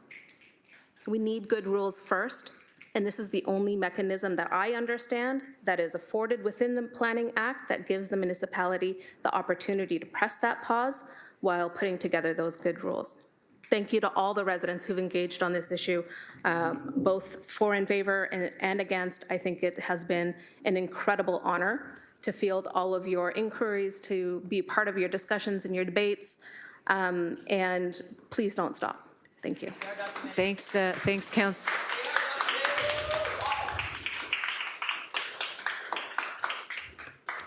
Thanks, Councillor Nan.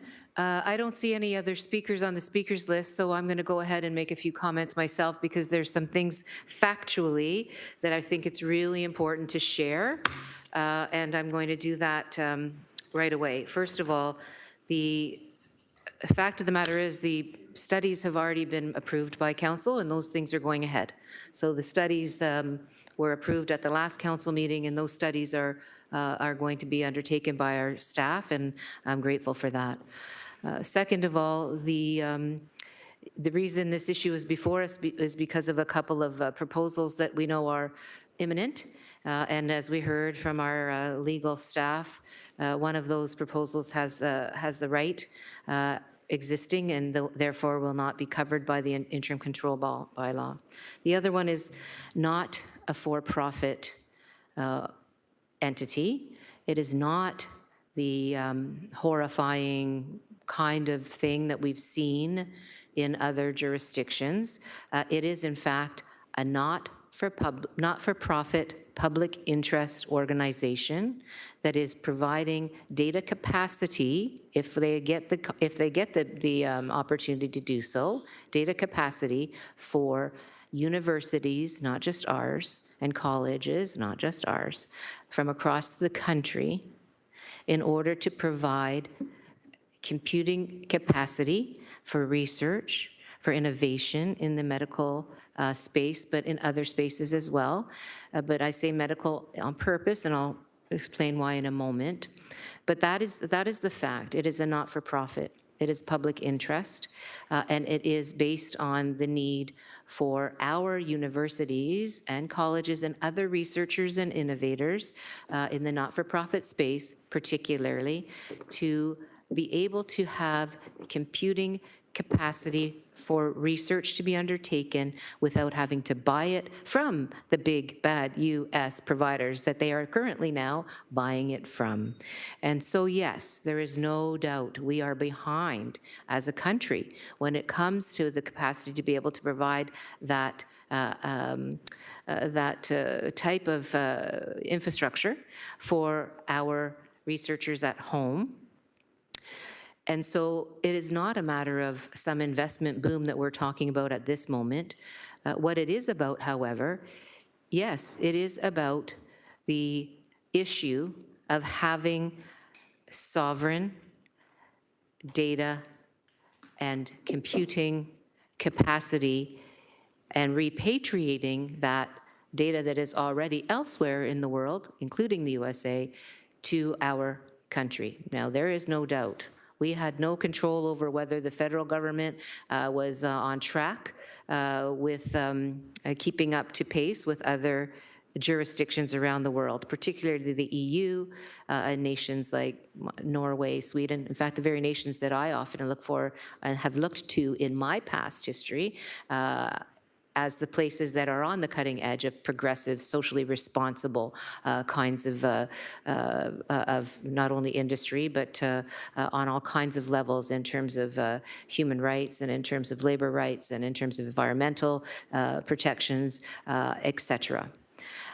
What I do know is the fact is that the one project now that is the federal project that is looking to invest billions of dollars here, it's not private money. It's a public, sovereign, federal data, AI data center that is not a hyperscaler. So it's not going to have the kind of impact that we are all very, very worried about. But it is a closed loop system. In fact, all you have to do is go online and spend a couple of hours listening to the discussions that we had yesterday. 9 of us were here for that. We learned all about what the expectation is in this regard. So again, not for profit, closed loop system, waste heat capture, no taking of massive amounts of water, vibration and heat are not going to be a part of the project here.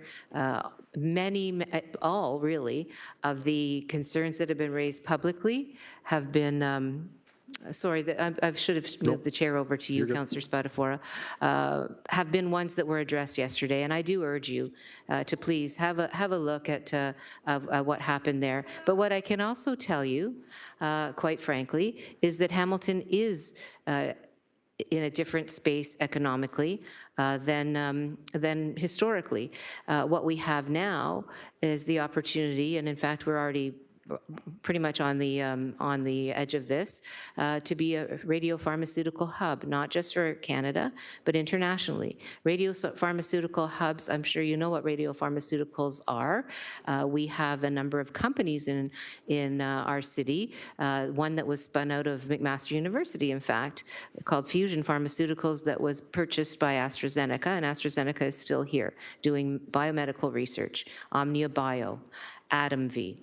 These are companies that are looking to find ways to get cancer-saving or cancer-curing and cancer treatment drugs literally to people based on their very specific type of cancer and their very specific personal biometrics, et cetera. And so these are the kinds of things that our economy is moving towards radiopharmaceuticals, moving towards innovation. Our life sciences sector is ballooning. We have one of the most renowned research universities in the entire world. That last summer I went to go to the ribbon cutting of their microscope, which literally was the most powerful microscope in the entire world.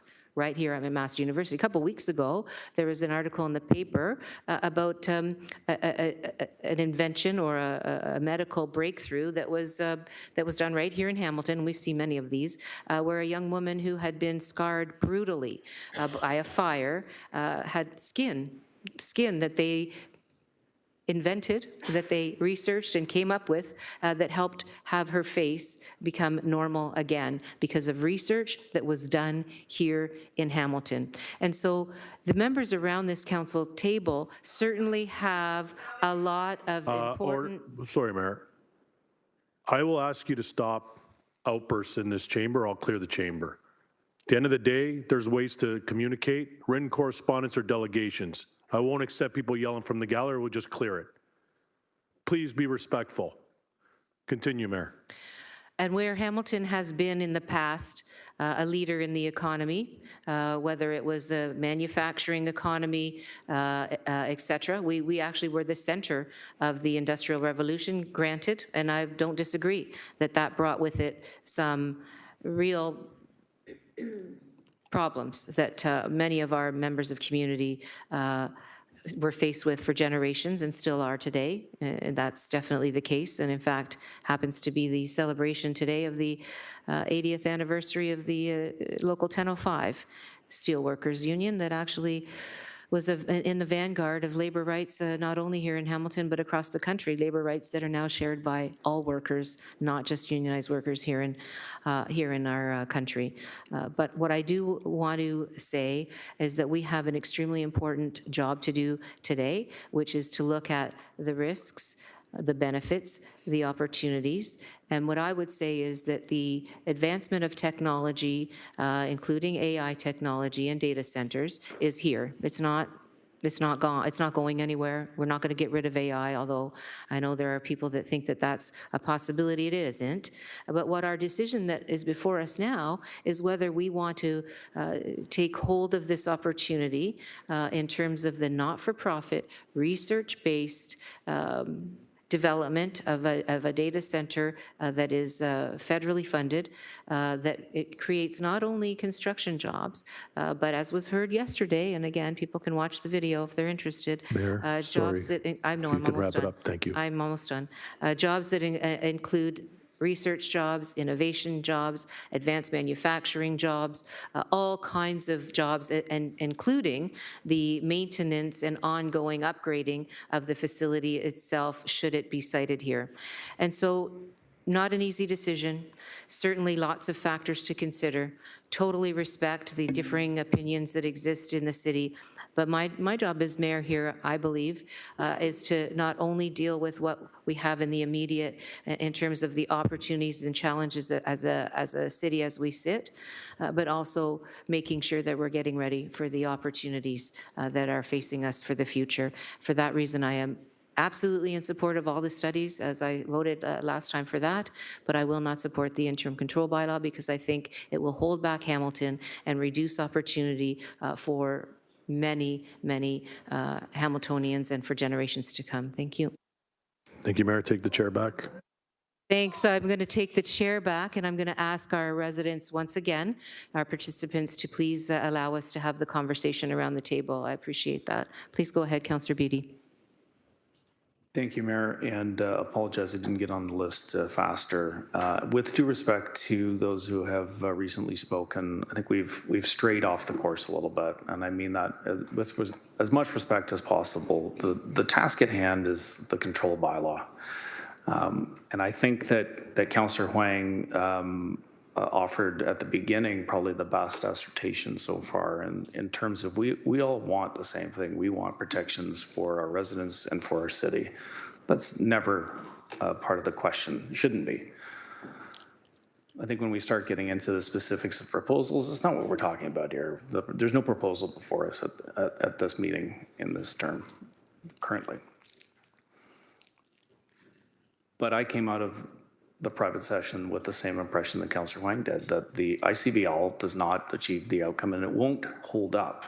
We've already heard just moments ago, a portion of that was revealed, that one of the two applications is going to be exempt. The remainder, unfortunately, that was a private conversation. But the opinion is that the ICBL won't stand up. It won't work. I used to go out and build sandcastles on the beach with my kids when they were younger. I would always build the sandcastle in a place where I knew it wouldn't get washed out right away.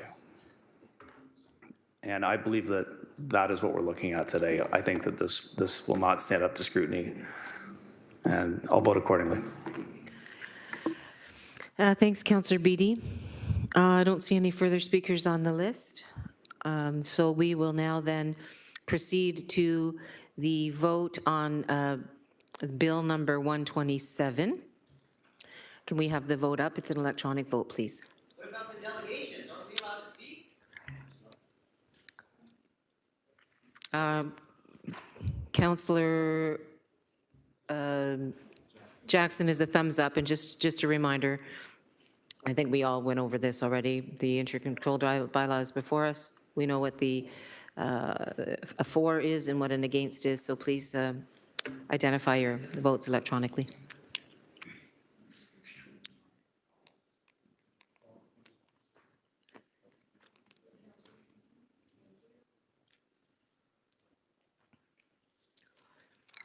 So the interim control bylaw was defeated in a 6-10 vote.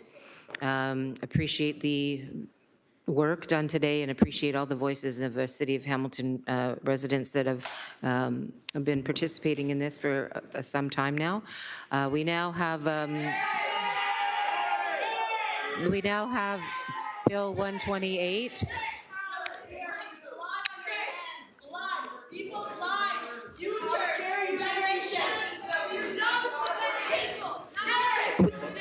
I'm sorry? Can we just put the bill up on the screen, please? We're on number 128, please, which is to confirm the proceedings of council. That's an electronic vote. The vote's on, open. Please cast your votes. That is a vote that is...